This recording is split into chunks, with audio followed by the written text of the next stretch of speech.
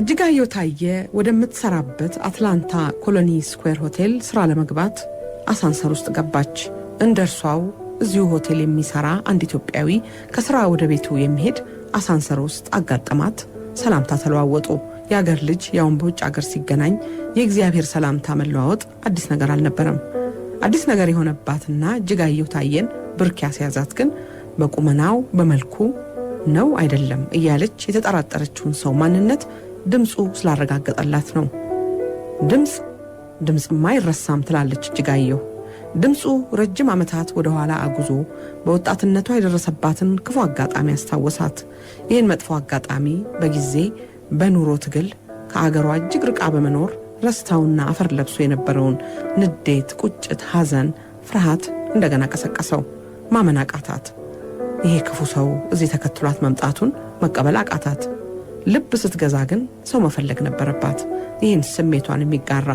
ለዚህ ደግሞ እንደርሷው ይሄ ንዴት፣ ቁጭት የሚሰማቸው ስሜቷን የሚጋሯት ነበሩ። መጀመሪያ የደወለችው ሎስ አንጀለስ ወደምትገኘው ኤልሳቤጥ ጋር ነበር። ኤልሳቤጥ ኦታዋ ለምትገኘው ጓደኛዋ ሂሩት ደወለች። ሁሉም ተመሳሳይ መጥፎ አጋጣሚ ውስጥ ያለፉ ናቸው። ይህን ጊዜ ነበር 16 ዓመታት የፈጀው የፍርድ ቤት ውጣ ውረድ፣ የጠበቃ ጥያቄና ምርምር፣ አደባባይ መዋል፣ የጋዜጠኛ መጠይቅ የጀመረው በዚች አሳንሰር ላይ በተፈጠረች አጋጣሚ። ይሄ የልብ ወለድ ድርሰት መግቢያ አይደለም፣ እውነተኛ ታሪክ ነው። እጅጋየሁ ታየ ሰፈሯ ፊት በር ነው። ሂሩት አበበ፣ ኤልሳቤጥ ደምሴ የጉለሌ ልጆች ናቸው። ደግሞም እንደ ማንኛውም የዘመናቸው ወጣት የአገር ጉዳይ፣ ፖለቲካ፣ ለውጥ የሚማርካቸው እነዚህን ወጣቶች አንድ የሚያደርጋቸው ግን አላግባብ መታሰራቸው፣ መገረፋቸው፣ መመርመራቸው ነው። ወጣቶቹ ለደረሰባቸው እስር፣ ግርፊያ ወዘተ የፖለቲካ አቋማቸው ወይንም ይህን መቃወማቸው፣ ያንን መደገፋቸው ሰበብ ነው እንጂ በዘመኑ ወጣት መሆናቸው ብቻ በቂ ነበር። ይሄ ዘመን በኢትዮጵያችን የቀይ ሽብር ዘመን በመባል ይታወቃል። ሶስቱም ወጣቶች ልክ እንደ አብዛኛው የዘመኑ ወጣት የቀይ ሽብርን መራር ትዝታ በልባቸው አፍነው በሱዳን፣ በኬንያ፣ በጅቡቲ ወይንም በተገኘው መንገድ ሁሉ ሸሹ። የሶስቱ ወጣቶች ማረፊያ ሰሜን አሜሪካ ሆነ። ከዓመታት በኋላም እነዚህ ወጣት ሴቶች ሌላ ትግል ጀመሩ። ትግሉ በፍትህ አደባባይ እንደነርሱ በስደት ካገሩ ከወጣ ኢትዮጵያዊ ጋር ነበር።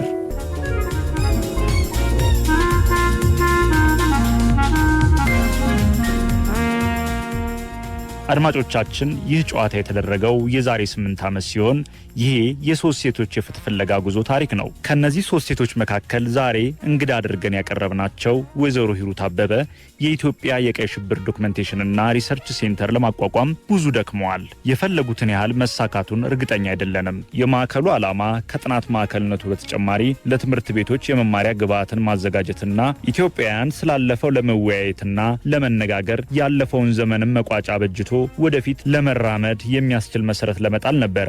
ነገር ግን ይሄ ጉዳይ የብዙ አገሮች ምሁራንን የጥናት ትኩረት መሳቡን ለመረዳት ችለናል።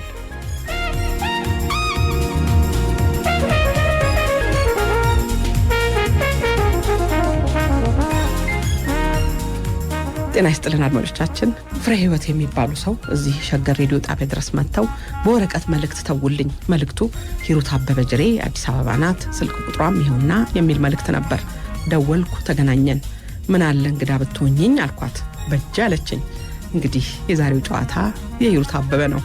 ሳላስፈቅዳት አንቺ አልኳት በልጅነታችን ስለምንተዋወቅና አንቱ ብላት ስለማያምርብኝ ነው።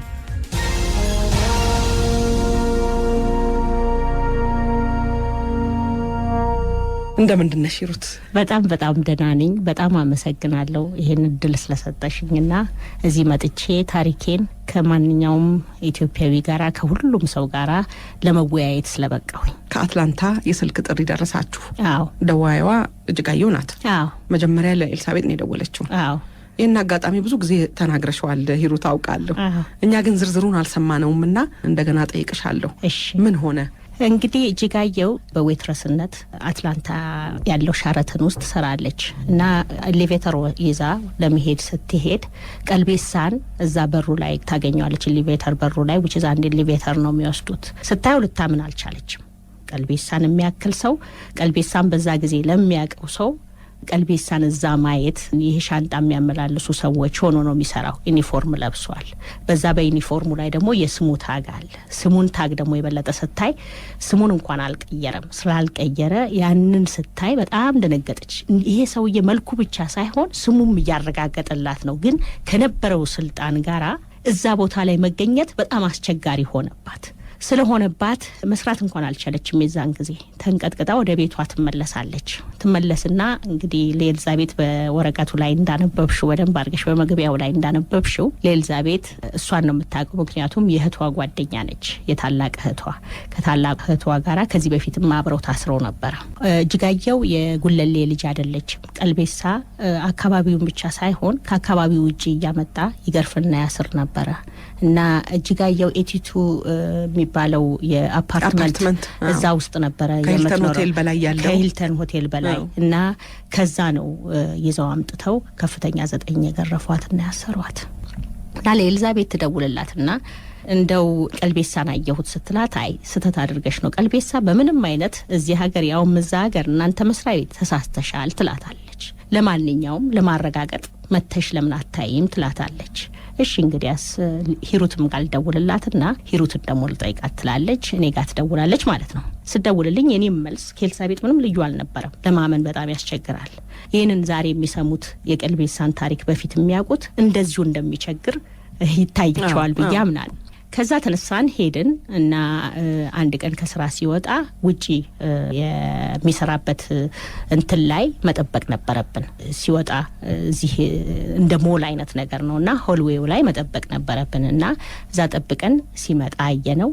እሱ ነው። በርግጥ ስናየው ግን ለብዙ አመት ኦልሞስት እንግዲህ ይሄ የተካሄደው በፈረንጆች አቆጣጠር ሊሄድ ነው በ1977 ዓመተ ምህረት 78 ዓመተ ምህረት ነው። አሁን ይሄንን ነገር እያደረግን ያለ ነው 1990 ዓመተ ምህረት ነው። እርግጥም ደርግም ከስልጣን አልወረደም። ይሄንን ዓመተ ምህረቱን ትራንስሌት አድርገው 82 ማለት ነው። በአበሻ 82 ነው ማለት ነው።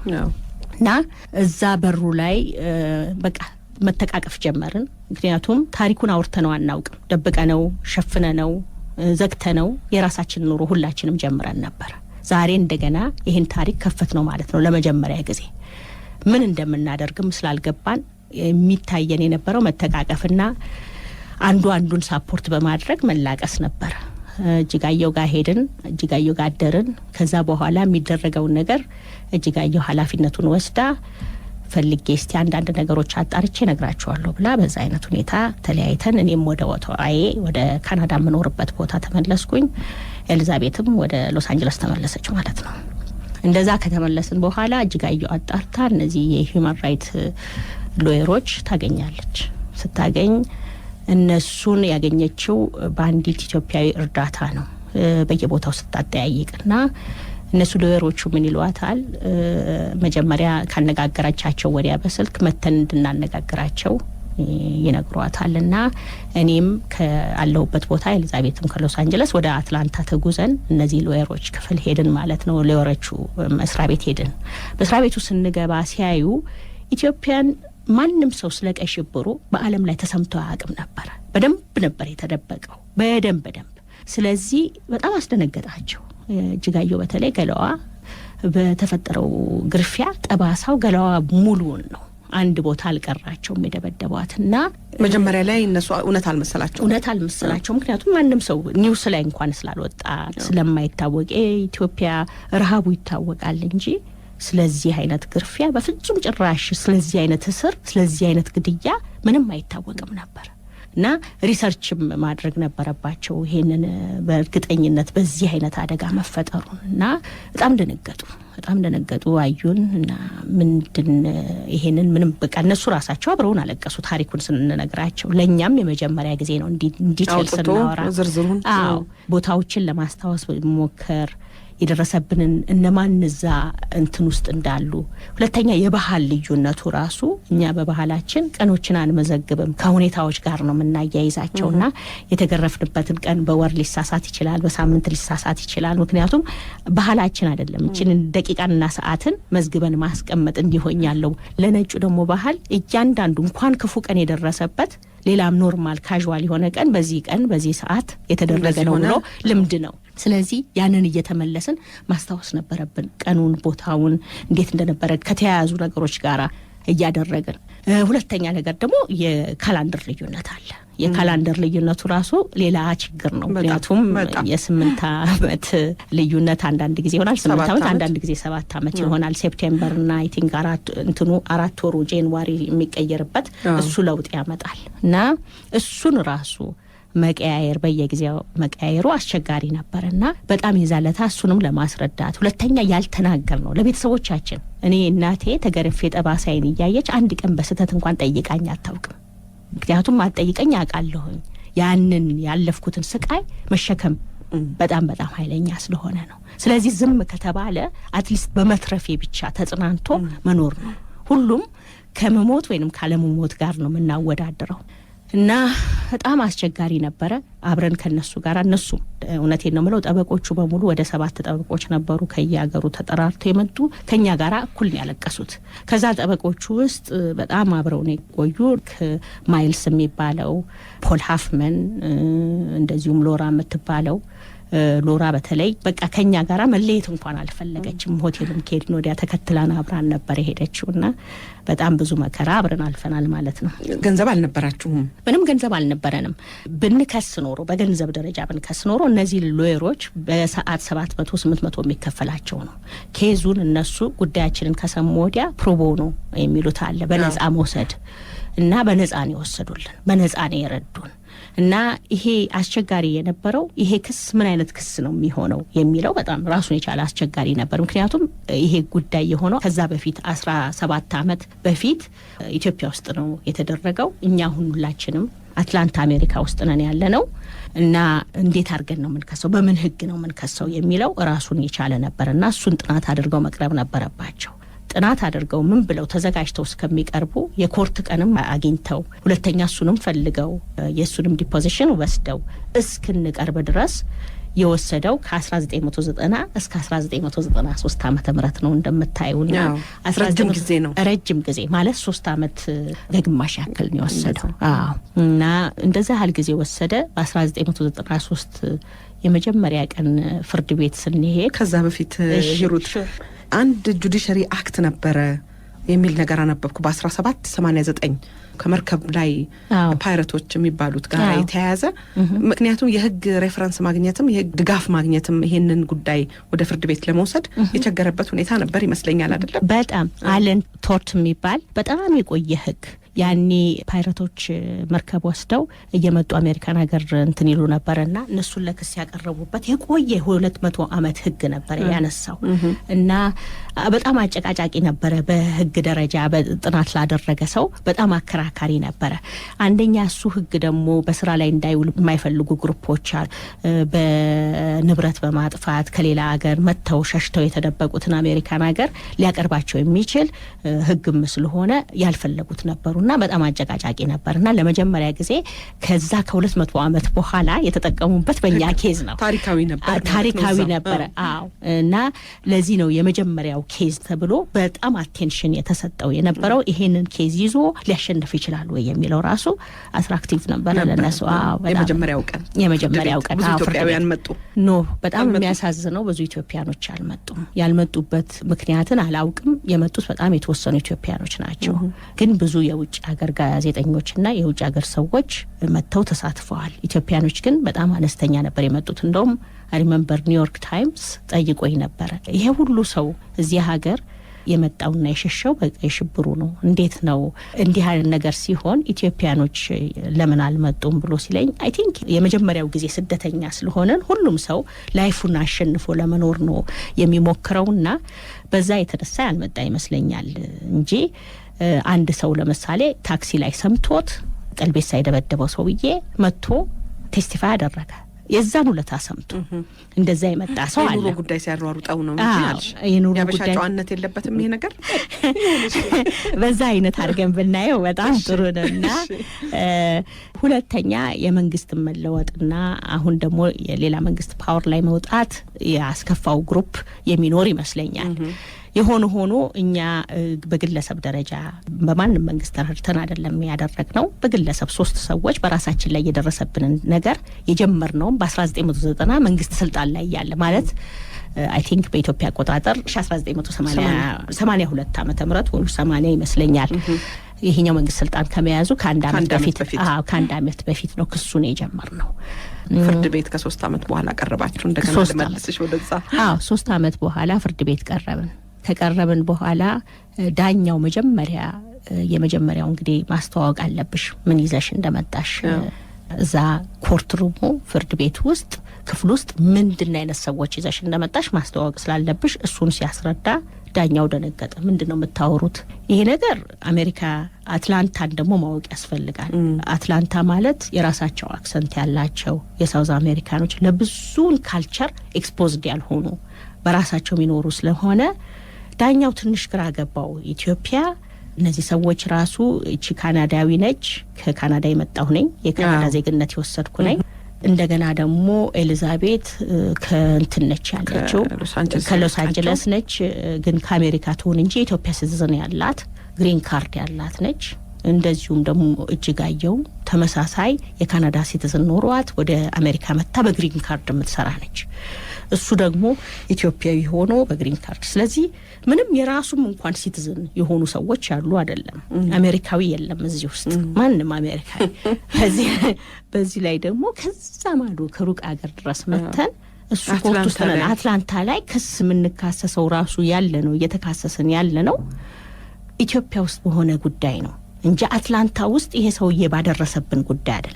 ስለዚህ ግራ ገባውና ምንድነው እንትን የምትሉት? አይ ህጉን መጥቀስና ማስረዳት ነበረበት። በዚህም ህግ አላው ያደርገናል። ሁለተኛ ነገር ደግሞ እንደገና ህጉ ደግሞ 200 አመት ሞልቶታል። 200 አመት ሞልቶታል። ራሱን የቻለ ትልቅ እንትን ነበረና አንድ ሰው ተጠራ ለዚህ ስለ ኢትዮጵያ ሁኔታ እንዲያስረዳ፣ ስለዛ ጊዜ ስለተደረገው ግድያ እንዴት ሲስተማቲካሊ ወይንም በደንብ የተደራጀ ግድያ በደንብ ፕላንድ የተደረገ ግድያ መሆኑን የሚያስረዳ ኢትዮጵያዊ ሳይሆን የገረመኝ ነገር ሌላ ነጭ ነው።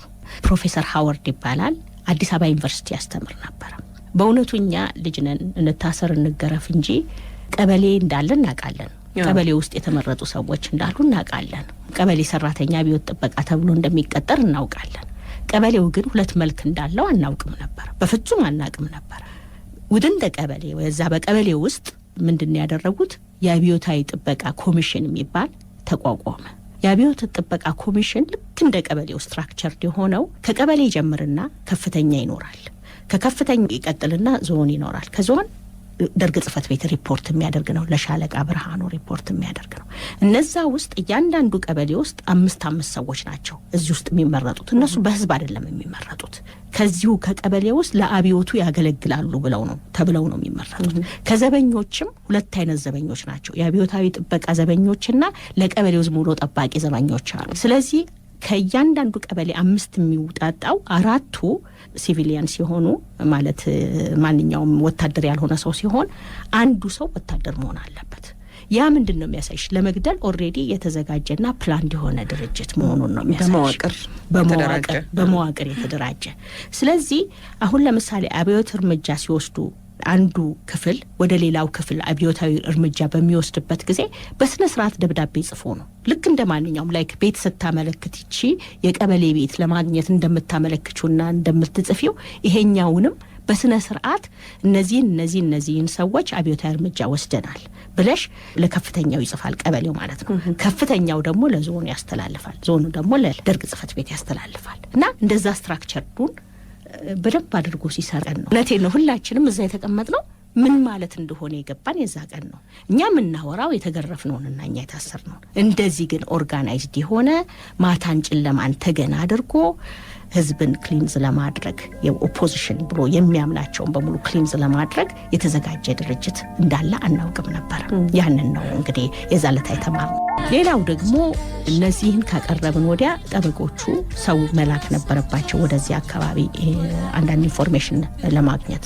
አይ ቲንክ ኤልዛቤት ብዙ ፓርቲስፔት አድርጋለች። እህቷ እዚህ ስለነበረች እህቷ ምረታቸዋለች ዶክሜንት በማሰባሰብና ሶስና ዶክሜንቶች ተሰባስበው የመጡት ዶክሜንቶች በጣም የሚያስገርም ነበር። እንግዲህ እሱ ምን እያለ ነው ያለው? ልክ ሲያቀርቡት ዲፖዚሽኑን ሲወስዱ ሁሉ የጤና ጥበቃ ሰራተኛ ነኝ እኔ፣ ትምህርት የጨረስኩት ጎንደር ውስጥ ጤና ጥበቃ ነው የተማርኩት፣ የጤና ጥበቃ አሲስታንት ነኝ ብሎ ነው ራሱን ያቀረበው እንጂ ስለ ቀበሌ ከፍተኛ እንደሚሰራ አላቀረበም። ስለ አብዮታዊ ጥበቃ ደግሞ ውስጥ ሲሰራ የአብዮታዊ ይሄ የሪቮሉሽን ኮሚቴ የሚባለው ወይም የአብዮታዊ አብዮት ጥበቃ ኮሚሽን የሚባለው ውስጥ ሲሰራ በዞን ደረጃ ያለ ሰው መሆኑን አልተናገረም። አሁን ጋዜጣ ከብርሃንና ሰላም ሲመጣ ያው እጁን እንደዚህ አውጥቶ የኢትዮጵያ ጥቅም በመፈክር ሲናገር ያለውን ደብዳቤ የተጻጻፈውን እዛው ስልጣን ላይ ያለ እነሱ ኤቪደንሶች የዛለት አቀረቡ ማለት ነው። ለኛ እነዛ ኤቪደንሶች ራሳቸው በጣም አስገራሚ ነበሩ ወይም አስደናቂ ነበሩ። እና በዛ ጊዜ የስፔሻል ፕሮሲኪዩተር ኦፊስ ደግሞ ኢትዮጵያ ውስጥ ኦሬዲ ተቋቁሞ ነበር። የስፔሻል ፕሮሲኪዩተር ኦፊስ ጋር የሚሰራ ቤኔቴክ የሚባል ካምፓኒ ደግሞ እነዚህን ዶክሜንቶችን አርካይቭ በማድረግ ለመርዳት አብሮ ጎን ለጎን እየሰራ ስለነበረ እነሱ ደግሞ አንዳንድ ዶክሜንቶች ለሲኤንኤን ላኩላቸው። ሲኤንኤን ይህንን ታሪክ ዶክሜንተሪ መስራት ፈለገ። ዶክሜንተሪውን ሲሰራ ስለኛ ብቻ ሳይሆን ስለ ኢሚግሬሽኖች ኢሚግራንት በሚቀበሉበት ጊዜ ሪፊጂ በሚቀበሉበት ጊዜ ትክክለኛ ጥናት እያጠኑ አይደለም የሚቀበሉት። ብዙ ገዳይና ገራፊ የሆነ እዚህ ሀገር ውስጥ ገብቶ ወንጀለኛ ሰው ይቀበላሉ በሚል ነው ያቀረበውና የኛ የሶስታችንን ክስ በሚመለከት አድርጎ አያይዞ አቀረበው። ሲያቀርበው ዶክሜንቶች ይዞ ነው ያቀረበው። ዶክሜንቶች አምጥቶ ነው ያቀረበው እና እሱን ከተደረገ በኋላ ለኛ ያንን የፈቀድንበትም የተሳተፍንበትም በዛ በዶክመንተሪው ስተት ከእንግዲህ ወዲያ እንዳይሰራ ያሁኑ ተሰርቷል፣ ግን ወደፊት ለሚቀጥለው እንደዚህ አይነት ስተት እንዳይሰራ በማለት ነበረ። ከዛ የበለጠ ስተት እንግዲህ እንደተፈጠረ ደግሞ ላስረዳሽ። ይሄ ሁሉ ነገር ከሆነ በኋላ እኛ እንግዲህ ይሄንን ካደረግን በኋላ የሁለተኛው ክሳችን ዲፖርቴሽን ነው። ወደዚህ ሀገር የሚመለስበትን ነገር ነው። ወደዛ ከመሄድሽ በፊት የመጀመሪያው ቀን ፍርድ ቤት የተገናኛችሁ ጊዜ እናንተን የወከሏችሁ ቅድም ያነሳናቸው እና ፖል ሆፍማን እና ሌሎቹ ደግሞ ነበሩ። በቡድን ሆነው ነው እናንተን የወከሏችሁ የተከራከሩላችሁ። አቶ ቀልቤሳ ነገው ደግሞ በግላቸው ራሴ ይከራከራሉ ብለው ጠበቃ ይዘው አልቀረቡ። የመጀመሪያው ቀን ራሱ ጥያቄና መልስ ነበረ። ስለሱ ትነግሪኛለሽ? አዎ ጥሩ። አንደኛ ማወቅ ያለብን ነገር እኛ እነዚህን ጠበቆች ካገኘን በኋላ ዲፖዚሽን ምናምን ሲወሰድ የአሜሪካ መንግስት ማንኛውም ሰው ጠበቃ ስለሚያስፈልገው ለቀልቤሳም ጠበቃ እንዲሰጠው ሲጠየቅ የመለሰው መልስ አመላለሱም እኔ እንኳን ለዚህ ጉዳይ ሌላ ጠበቃ ሊወጣለት ምንም ችግር ይሄንን መልስ ሰጥቼ እነዚህን ሰዎች ወንጀለኝነታቸውን አሳያለሁ ነው ያለው።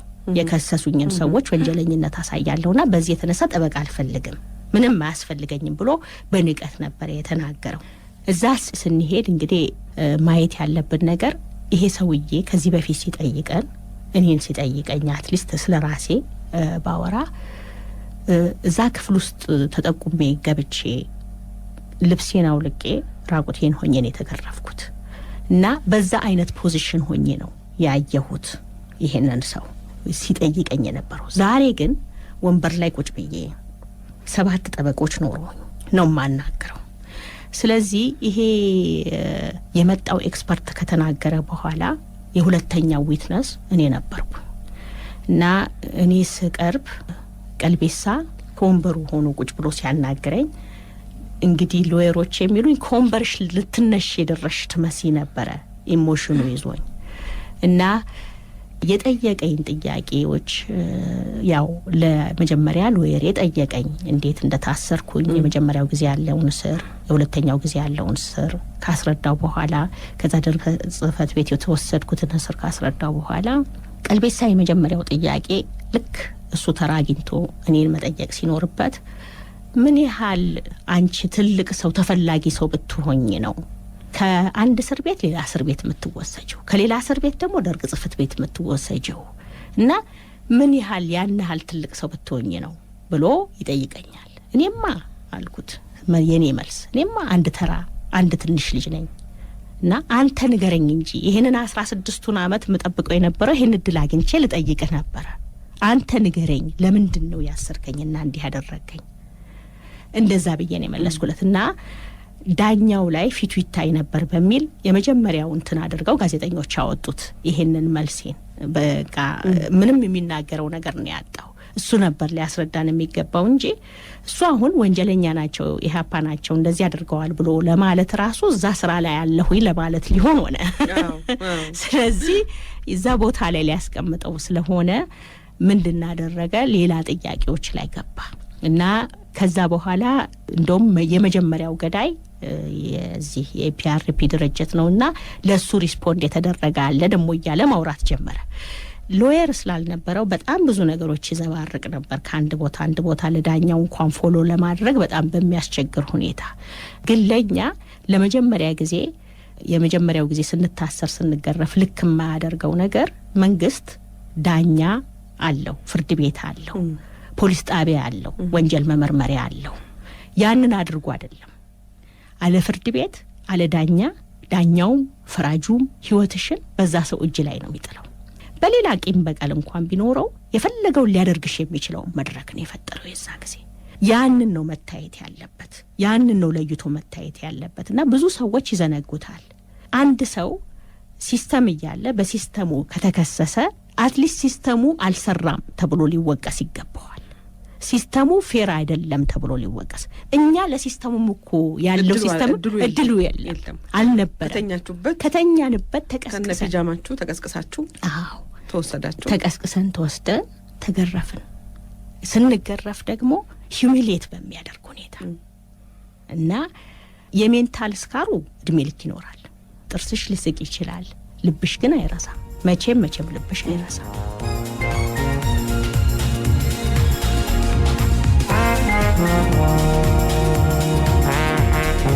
የተከበራችሁ አድማጮቻችን ጣቢያው ሸገር 100.1 ዝግጅቱ የቅዳሜ ጨዋታ ነው። የዛሬ እንግዳችን የኢትዮጵያ የቀይ ሽብር ዶክመንቴሽን ሪሰርች ሴንተር ለማቋቋም ብዙ የደከሙት ወይዘሮ ሂሩት አበበ ናቸው። እንደ ሁሉ ጊዜውም የረፍት ጊዜያችሁን ከኛ ጋር ስለምታሳልፉ ደስ ይለናል። ሸገር 100.1 የእናንተው ሬዲዮ። ምንድነው እሱ አንድ አባባል አለ፣ ዴይን ኮርት የሚሉት ነገር አለ። ለሁሉም ሰው ለማንኛውም ሰው የአንድ ቀን የፍርድ ቤት ውሎ የፍትህ ማለት ነው ይመስለኛል። ያንን ነው ያገኛችሁት ይመስለኛል። ለአቶ ቀልቤሳም ያ ነው የተሰጣቸው ይመስለኛል። እንግዲህ ከዚህ በኋላ ይመስለኛል ፍርድ አገኛችሁ። ከዚህ ከሳቸው ወደዚህ ይመለሱ ከሚለው ከዲፖርቴሽኑ በፊት ዳኛው ፈረዱላችሁ $1.5 ሚሊዮን። ከዚህ በፊት መሰለኝ አይደል ሂሩት የሆነው ወይስ አዛባሁት? አይ አልተዛባም።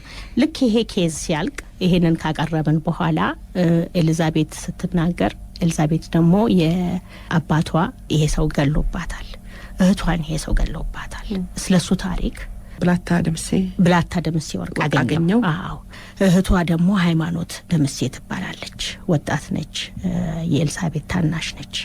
እና እንዴት ከእስር ቤት ደግሞ ሲያመጧቸው ኤሊዛቤት ታማ ሆስፒታል ውስጥ ተኝታ ነበር። እህቷ ከርቸሌ ነበር ያለችው፣ ኤሊዛቤት ደግሞ ከርቸሌ ያለው ሆስፒታል ውስጥ ራሷን ሁሉ አታውቅም ነበር። ከዛ ነው ተሸክመው ያመጡና ያሰሯትና የገረፏት። ስለዚህ ዲስክራይብ ስታደርግ ዳኛውን ልክ አባቷ ቦታ ነው ያስቀመጠችው። አገላለጿ ዳኛውን አባቷ ቦታ ነው ያስቀመጠችው። ልጁ እንደዛ ብትሆን እንዴት አርጎ ፌስ ማስታውሰው እዛ ፍርድ ቤት ውስጥ ያለው ኢቭን ታይፕ የሚያደርገው ሰው ነው ያለቀሰው። እሷ ስትናገር ኢቭን ታይፕ የሚያደርገው እዛ ታሪኩን የሚወስደው ሰው ልሳን የሚወስደው ዶክመንት የሚወስደው ሰው ነው ያለቀሰው። ዳኛው እንኳን ሼድ አድርጓልን ባብለው የሚወቅሱት ጊዜ አለ። እና በጣም ዲቴይልድ ነው ሄደችው ማለት ዝርዝር ሁኔታ የነበረውን ሁኔታ ስቴፕ ባይ ስቴፕ። አባቷ መጨረሻ ደቂቃ የከርቸሌ አይተዋት ነበረ። ከርቸሌ ሄደው አይተዋት ነበርና የተሰናበቷት ብቻ ትዝታ ቀረ። ከዛ ወዲያ እንደማይመለሱ አላወቀችም ነበር። የሚቀጥለው ሳምንት ሳይመጡ ተደብቋቸው ነበር እና የሉም ይመጣሉ ከሀገር ወጥተው ነው እየተባሉ ነው የሚነገሩት።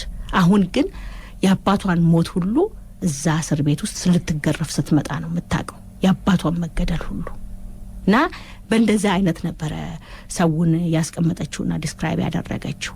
የእጅጋየሁ ደግሞ ራሱን የቻለ የእጅጋየሁ ግርፊያ ገለዋ ላይ ስለነበረ ሌሎቻችን ውስጥ እግራችንና የውስጥ ጀርባችን ነው። የሷ ግን ገለዋን በሙሉ ነው የተገረፈችው። ስትገረፍ ያው በዚህ በጎማን ስለሚገርፉ በጣም እየተገረፈች ስትሄጂ ቆዳሽን እየቀደደው ነው የሚሄደው። የቀደደው ቆዳዋን ሰንበር ሆኖ ይቀራል። ሰንበር ሆኖ ቀርቷል።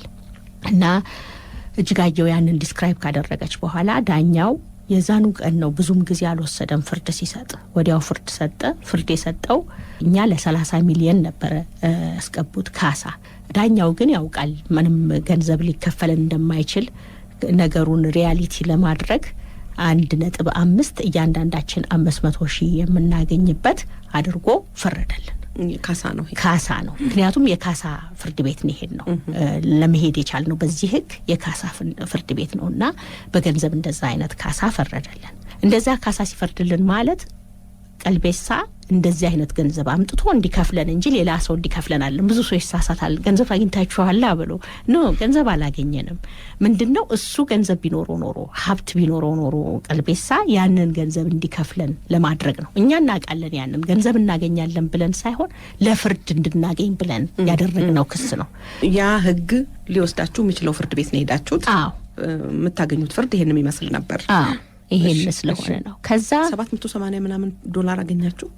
789 ነው 89 ዶላር ለእርዳታ ድርጅት እዛው ሰጠና እኛ በኋላ ነው እሱ ከስንት አመት በኋላ መሰለሽ አሁን እሱን የምታወሪልኝ 2006 ነው። እኔ ስቲል 93 ላይ እዛው ቆይ በፈረንጆች 93 ላይ ነን ያለነውና ከዛ በኋላ ይሄ ከተፈረደልን ወዲያ ያው እንዳልኩሽ CNN ያን ዶክመንተሪ ካወጣ ወዲያ የሚገርመው ነገር ከአጥናፍ እስከ አጥናፍ ኤቭሪ ጋዜጣ ላይ ወጣ። ማለት ትንንሽ እንኳን አገሮች ሳይቀር ዋተርታውን አሁን ማንም ሰው ኒውዮርክ ዋተርታውን እንደዛ አይነት እኔ ትራቭል ማድረግ ነበረብኝና ኒውዮርክ ዋተርታውን ስሞል ከተማ ላይ እንኳን የመጀመሪያ ጋዜጣ ሆኖ ወጣ። ሲወጣኛ እንትን የሰጠን ምንድነው ይሄ ሰውዬን በትክክለኛ ማስመለስ እንችላለን ማለት ነው። ህግና ፍርድ እናገኛለን። ከዚህ በኋላም እንደዚህ የሚያደርጉ ሰዎችን ማስቆም እንችላለን በሚል ምኞትና ፍላጎት ነው በጣም የረካን የነበረው።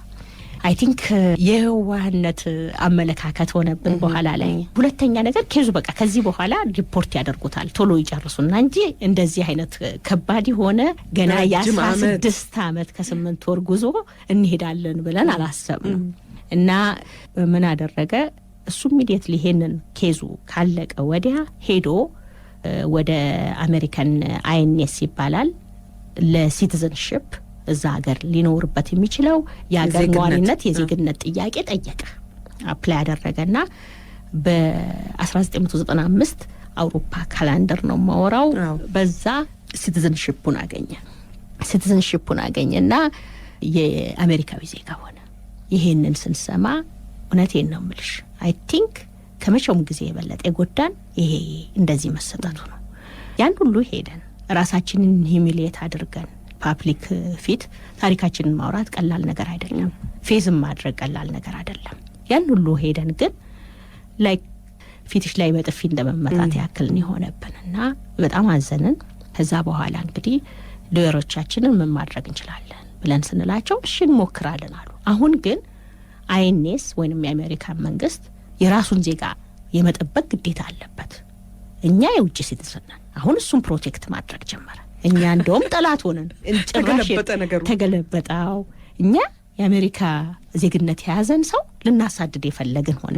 እኔ ካናዳዊ ነኝ ያውም ከሌላ ሀገር መጥቼ ሌሎቹ ኢሚግራንቶች ናቸው። በምን የተነሳ ይሄንን ሲቲዝናችንን ትነኩብናላችሁ አይነት ነገር ሆነ። እስከ 1998 ድረስ ከሊወሮቻችን ጋር ሆነን ሁሉንም ደጃፍ ማንኳኳት ጀመርን። ስልጣን ያለው በዚህ ሊረዳን የሚችል ከእግዚአብሔር ጭምር መለመን ጀመርን፣ መማጠን ጀመርን። እዛ መጨረሻ ላይ ሴናተር ሊ የሚባል ከኦሃዮ ያለ ሴናተር ኬዙ መከፈት እንዳለበትና መረዳት እንዳለበት አንድ የሆነ ፖሊሲ ፈልጌ ይሄንን ኬዝ አስከፍታለሁ በሚል ጀመረልን ማለት ነው። እሱ ያሳለፈው ፖሊሲ ነው ኬዙን የከፈተልን። አግኝተሹ ከሆነ ናሽናል ኢንተለጀንስ ሪፎርም አክት የሚባለው በ2004 የወጣው ግን አቶ ቀልቤሳ ልክ የዚህ አሜሪካዊ ዜግነትን እንዳገኙ በጣም ተደላደሉ። ሚስት አገቡ። 15 ዓመት ያህል በእድሜ ታናሻቸው የሆነች ወጣት ሴት አገቡ። ልጅ ወለዱ። ወንድ ልጃቸውን ፍትህ አሉት። እንደገና ሴት ልጅ ወለዱ። ሆቴሉ ከስራ ባይባረራቸውም የስራ አጦች አበል እየተቀበሉ በዩኒቨርሲቲ እንደገና በአካውንቲንግ ግራጁዌት አደረጉ። እናንተ ተስፋ በቆረጣችሁበት ጊዜ ማለት ነው። እጅጋየሁ እንደውም አትላንታን ለቃ ሄደች። ማትኖርበት ሁኔታ ላይ ደረሰች። በጣም መፍራት አለ። ከመፍራቱ የበለጠ በቃ ባየችው ቁጥር ነገሮችን ባየች ቁጥር እዛ ሜሞሪዋን እንትን የሚቀሰቅሰው ብዙ ነገር ስለሆነ አዲስ ቦታ ሄዶ አዲስ ጅማሮ ማድረግ አትሊስት ሀሳቧን ሊበታትንላት ይችላል። እኛ ሩቅ ነን ያለ ነው። እሷ ግን እሱ ያለበት ሀገር ውስጥ ነች ያለችው። እኛ በጣም ሩቅ ነን። ቦታዋ ማለት ወደ 1000 ማይል ልዩነት ያለው ቦታ ነው እና እንደውም ኤልዛቤትም ወደ ኒውዮርክ ሙቭ አድርጋ ኒውዮርክ ላይፏን ጀመረች እና ከባድ ጊዜ ነው። በጣም ከባድና በጣም አሳዛኝ ጊዜ ነው ለኛ ለሶስታችን ያለፍነው ያንን። ምክንያቱም ያልጠበቅነው ጉዳይ ስለነበረ እንደዛ አልነበረም ያየነው የነበረው። ግን የተደረገለት በሙሉ ላይክ እንደውም ይሄን በማድረጋችን የጠቀምነው አይነት ነገር ሆኖ ነው ያገኘነው። በጣም የጠቀምነው እና ሄዶ ልክነሽ በጣም ታናሹን በጣም ታናሽ ሆነች። እኔ እንጃ 15 በላይም ይመስለኛል ለኔ ካየኋት። በጣም ልጅ ነች፣ ትንሽ ልጅ ነች። እሷን አግብቶ መጣ እና እዛ ሀገር ውስጥ መኖር ጀመረ። ናይቲክ የመጀመሪያ ልጃቸው በአንድ ነገር የተነሳ ያርፍና ማንም ሰው ኢትዮጵያኖች ለመቅበርም ምንም ለማለት ስላልመጡ የዛ ጊዜ ግራ ይገባት መስሎኛል። ሚስቱ መታቀል አልመሰለኝም ስለሱ ወይንም ስለሱ ያነበበች አልመሰለኝም ስለሱ ያወቀችና የሰራነው ጋዜጣም አልደረሰም ማለት ነው። ያሰብነው ያህል አልተሰራጨም ማለት ነው። እዛች ትንሽ ከተማ ውስጥ የሚወጣው ጋዜጣ አልደረሰም ማለት ነው እና እኔ ቀልቤሳን ሚስት የሁለተኛ ሚስት እንደ ቪክተም ነው ማያት። ከኔ የተለየ አድርጌ አላያት እና እሷም የዚህ ቪክተም ነው የሆነችው። ልጅ የሚወለደችው ልጆቹም ቪክተም ነው የሆኑት ለዚህ እንጂ እነሱ የሱ ድርጊት ደጋፊ አይደሉም ወይንም በሱ ድርጊት መቀጣት ያለባቸው ሰዎች አይደሉም። በፈጠር ሁኔታ ኦፍ ኮርስ እዚህ መምጣቱ ሊጎዳት ይችላል ልጅቷንም እሱን ባለቤቷን። ግን መደረግ ያለበት ነገር ስለሆነ ነው።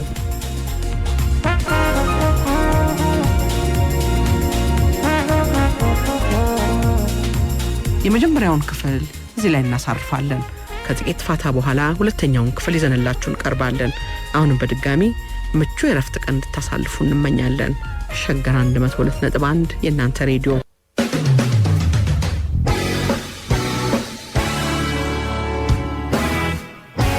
ይኸው በቃላችን መሰረት ተመልሰን ተገናኝተናል።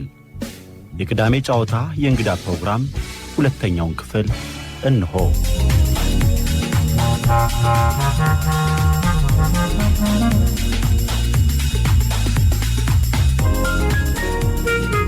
በቀጠሯችን መሰረት ሁለተኛውን ክፍል የጨዋታ እንግዳ ዝግጅት አሁን እናቀርባለን።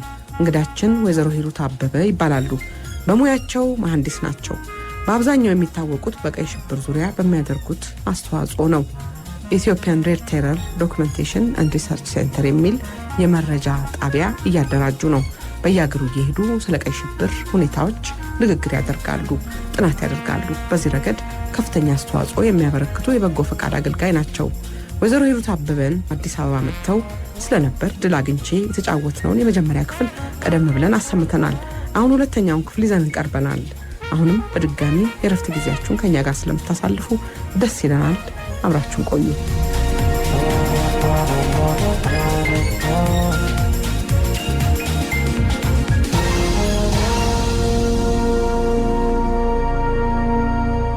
ሂሩት ኢንተለጀንስ ሪፎርም አክት በ2004 ወጣ። እሱ እንግዲህ 2004 ከመውጣቱ በፊት 98 ነው የተጀመረው ፕሮሰሱ። 2004 ሲወጣ ሲጸድቅ ማለት ነው። ሲጸድቅ ነው። ረጅም ጉዞ አለው። ያው ኬዙን ታቀርቢና በየተለያየ ደረጃ ተጠንቶ ምን ብሎ ዲስከስ ተደርጎ ነው እዛ ላይ 2004 የደረሰው። ግን ከ2004 በፊት አትሊስት አይኤንኤስ 98 ላይ እንደገና ኬዙን ሊያው ብሎ ከፈተና እኛንም ጠራና እንግዲህ እናንተን አሁን እኛ ዊትነስ ልንሆን ነው ማለት ነው።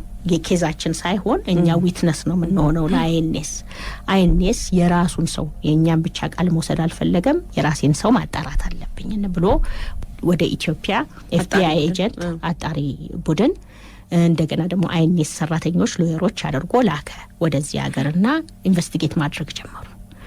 ኢንቨስቲጌት ሲያደርጉ ቀበሌያችን ሄደው የታሰርንበትን ቦታ አይተው ዲፖዚሽን ከሰጠነው ጋራ እያመሳሰሉ ነበር እና እኛ ደግሞ ዲፖዚሽን ስንሰጥ አንዳንድ ነገሮች አይቀየሩም። እዚህ ሀገር ነው ሳንቃ ቀዳዳ ካለ ቀዳዳ ሆኖ ነው አሁንም የሚቆየው ቤት አይተን ከ30 ዓመት በኋላ ዛሬም ሲሄድ ግድግዳው ቀለሙ አይቀየርም ባለበት ሁኔታ ነው የሚቆየው እና እነሱ ኢነዌ በጣም ጠቀሙ። በጣም ዝርዝር ሰጣችሁ ነበር? አዎ ዝርዝር ሰጥተን ነበር። አይረሳሽም እንደዚህ አይነት ቦታ ሪሊ አይረሳሽም። መከራየሽበት ቦታ እያንዳንዷን ነገር ሳትፈልጊ ታስታውሻታለሽ። እዛ ቦታ ላይ ለረጅም ሰዓት ነው የምትቀመጪው። እኔ ሪመምበር እዚህ ቦታ ላይ 2 ሳምንት ነው የተቀመጥኩት እና እዛች ጋር ተቀምጬ ከዛች ሳንቃ ጋራ ጫወታለሁ። ቀዳዳ ያላት ሳንቃ ጋራና ስለሷ ታሪክ መተከጃ ነች። ያችን ቀዳዳ ሳንቃ ያየሁ ምጫወትባት ግን ጠቀመች። አሁን ደግሞ እንደ ታሪክ አወራኋት እዛ ከለሰዎቹ ሳወራላቸው ይሄን ነገርያቸው ነበርና መተው ሲያገኙት በጣም ሰርፕራይዝ የሆኑበት እንትን አለ። ከዛ ያገኙት ኢንፎርሜሽን እንዳልኩት የመንግስትን ሲስተም ተጠቅመው ስለሆነ የተጻጻፉ የገደሉት ቀልቤሳ ሰው ለመግደሉ ወይም ብዙ ሰው ለማጥፋቱ ምንም አልቸገራቸውም ነበር ያገኙት ኢንፎርሜሽን። ከሱ በላይም አይ ዊትነስም አገኙ። በዛ ጊዜ በዛ ግድያ ሲገሉ የነበረ ሰው እዚህም ዊትነስ የነበረ ፈቃደኛ ነኝ መጥቼ እዛ ቴስቲፋይ ለማድረግ አለ። ሶስተኛ እንግዲህ በሁለተኛ ሰው ደግሞ ያመጡት ምንድነው ፕሮሲኪዩተሩ ራሱ የኢትዮጵያን ሕግ ለመረዳት እንዴት አድርገው ነው ይሄንን የጄኖሳይድ ሕግን ተጠቅመው ሊከሱ የቻሉት የሚለውን እሱን ለማስረዳት እዛ ሀገር በሚመለስበት ጊዜ ሙሉ መብት ተሰጥቶት መቃወም ይችላል የተፈረደበትን የሚለውን የሚያስረዳ እሱን ማዋቀር ነበረባቸው። ያ እስከ 2000 ቀጠሮ ያገኘነው 2001 the end of October ኖቬምበር ላይ ነበር ያገኘነው የነበረው እና በመሃል ግን ምን ሆነ 2001 ሴፕቴምበር 11 ሀፕን አደረገ። 9/11 ሀፕን ሲያደርግ እንዳለ አይኤንኤስ የሚባለው ዲፓርትመንት ይፈርስና ሆምላንድ ሴኩሪቲ የሚባል ይመጣል። እንዳለ ኬዞች በሙሉ ባክሎካቸው ከቴሮሪዝም ጋር የተያያዘ ካልሆነ ወደ ኋላ ሲወረወሩ አንደኛው ኬዝ የተወረወረው የኛ ኬዝ ነው የተወረወረው ወደዛ። ከዛም ደግሞ ሰዎቹ የተመረጡት ይሄን ስራ እንዲሰሩ ወደ ሌላ ክፍል ተዛወሩ ማለት ነው። የተመረጠው የተሰራው ወረቀት ሁሉ ዶክመንት ሁሉ በቃ እንዳለ እንደቀረ አስቢው እና 2004 ይሄ አክት ጸደቀ። አሁን ሲጸድቅ በስነ ስርዓት ቶሎ ኬዙ ደግሞ ተፋጥኖ ሌሎች ሰዎች እንደገና እንዲተኩ ተደርጎ እንደገና ዊትነስ ተልኮ 2004 ኮርት ለመቅረብ ቻለ። ኮርት ስንቀርብ እኛ እንግዲህ ለመዘጋጀት ራሱ ይሄንን ያመጡትን ኤቪደንስ በትክክል ትራንስሌት ተደርጎ እንደሆነ እኛም ደግሞ የሰጠነው ቴስቲሞኒ ሁሉን ነገር በየጊዜው እየጠሩ ሲያነጋግሩን ነበር እና አሁንም የመጀመሪያ ዊትነስ ተደርጌ የቀረብኩት እኔ ነበርኩና ተዘጋጅቼ ዊትነስነት ልገባ እኔ ኮርት መጥቻለሁ። ኤልሳቤጥና እጅጋየሁ ሆቴላቸው መቆየት ነበረባቸው። ምክንያቱም ዊትነሶች አንድ ላይ መምጣት አይችሉም ወይንም አንድ ቦታ መሆን አይችሉም። እየተመካከርሽ አይደለም ዊትነስ የምትሆኑና እኔ ብቻዬን ነበር የተወሰድኩትና እዛ ተወስጄ እቺ ፕሮሲኪዩተሯ ስትመጣ ልትጠራኝና ልገባ መስሎኛል። አይ ኬዙ አለቀ አለች። መጣችና ምን ማለት ነው ኬዙ አለቀ? ይሄኛው ኬዝ ይሄ የተሰጠውን ሲቲዝንሺፕ ለመንጠቅ ነበር ኬዙ የዘለታ የሚደረገው አለቀ ስትለኝ ምን ማለት ነው ብዬ ስላት በፈቃደኝነት ሲቲዝኑን መለሰ። በፈቃደኝነት እንዴት ይመልሳል? እንግዲህ አሜሪካኖች በሙቪ በምናምን እንደምናየው ሁሌ ዲል ያደርጋሉና ምናልባት ዲል አድርገው ጥሩ ኦፖርቹኒቲ ሰጥተውት አንስቶ ሰጥቶ እንደሆነ ነው እንጂ ለምን ብሎ አንስቶ ይሄን ወረቀቱን ይሰጣል? ዜግነቱን መብት ሊያከራክረው የሚችለው ትልቁ መብቱን እንዴት አድርጎ ይመልሳል ብዬ ላምናቸው ስላልቻልኩኝ ሎየሮቹ የሉም ነበር። አሁን እንዳልኩት ዊትነስ ነኝ እንጂ በከሳሽ አይደለሁኝምና ሎየር ያስፈልገኝም ነበርና ሎየሮቼ ጋር ደወልኩኝና በአስቸኳይ እንድትመጡ እንደው አንድ ነገር የፈረሙት ነገር መኖር አለበት ብዬ ስላቸው እነሱም ስለተጠራጠሩ ይመጡና ወረቀቱን ያነቡታል። ሲያነቡት በፍጹም ምንም ዲል እና ሁላችንም ተያየን። እነ ኤልሳቤጥ ጋር ደውዬ በስልክ ኬዙ አለቀ እንደዚህ ሆነ ስላቸው በጣም ነው የተናደዱብኝ። ትቀልጅብናለሽ ብለው ቀልድ መስሏቸዋል። በፍጹም እንዴት እንደዚህ አይነት ነገር ላይ ትቀልጃለሽ? ነውር አይደለም እንዴ ምናምን እያሉ ከምር እኔ 10 ጊዜ ካንጀቴ ነው አለቀ ኬዙ አስረከበ ስላቸው ለማመን ስላስቸገራቸው ነው። በኋላ ነው ያመኑት። በኋላ ነው ሾክድ የሆኑት። እዛ ሄጄ እያቀፍኳቸው ሳወራ ነው። እና ከዛ ኬዙን ከመለሰ በኋላ ሂድድ ነው አይ ቲንክ የመሰለው ለኔ እንደገባኝ ከሆነ የመሰለው ይሄን በመለሱ ጥሩ እንትና አሳይተሃልና ከዚህ በላይ ላለው ሲቲዝኑን መልሶ በግሪን ካርዱ መኖር የሚችል ነበር የመሰለው። ግን ምንድነው ልክ ሲመልስ አድሚት አደረገ ማለት ነው። አመነ ማለት ነው። ሲቲዝኑን ለማግኘት ያመለከታቸው ወረቀቶች ፎርሙ ላይ ሰው ገለሃል ወይ ሰው በመግደል ተከሳሃል ወይ ምናምን ብሎ የሚጠይቀውን በሙሉ አመነ ማለት ነው።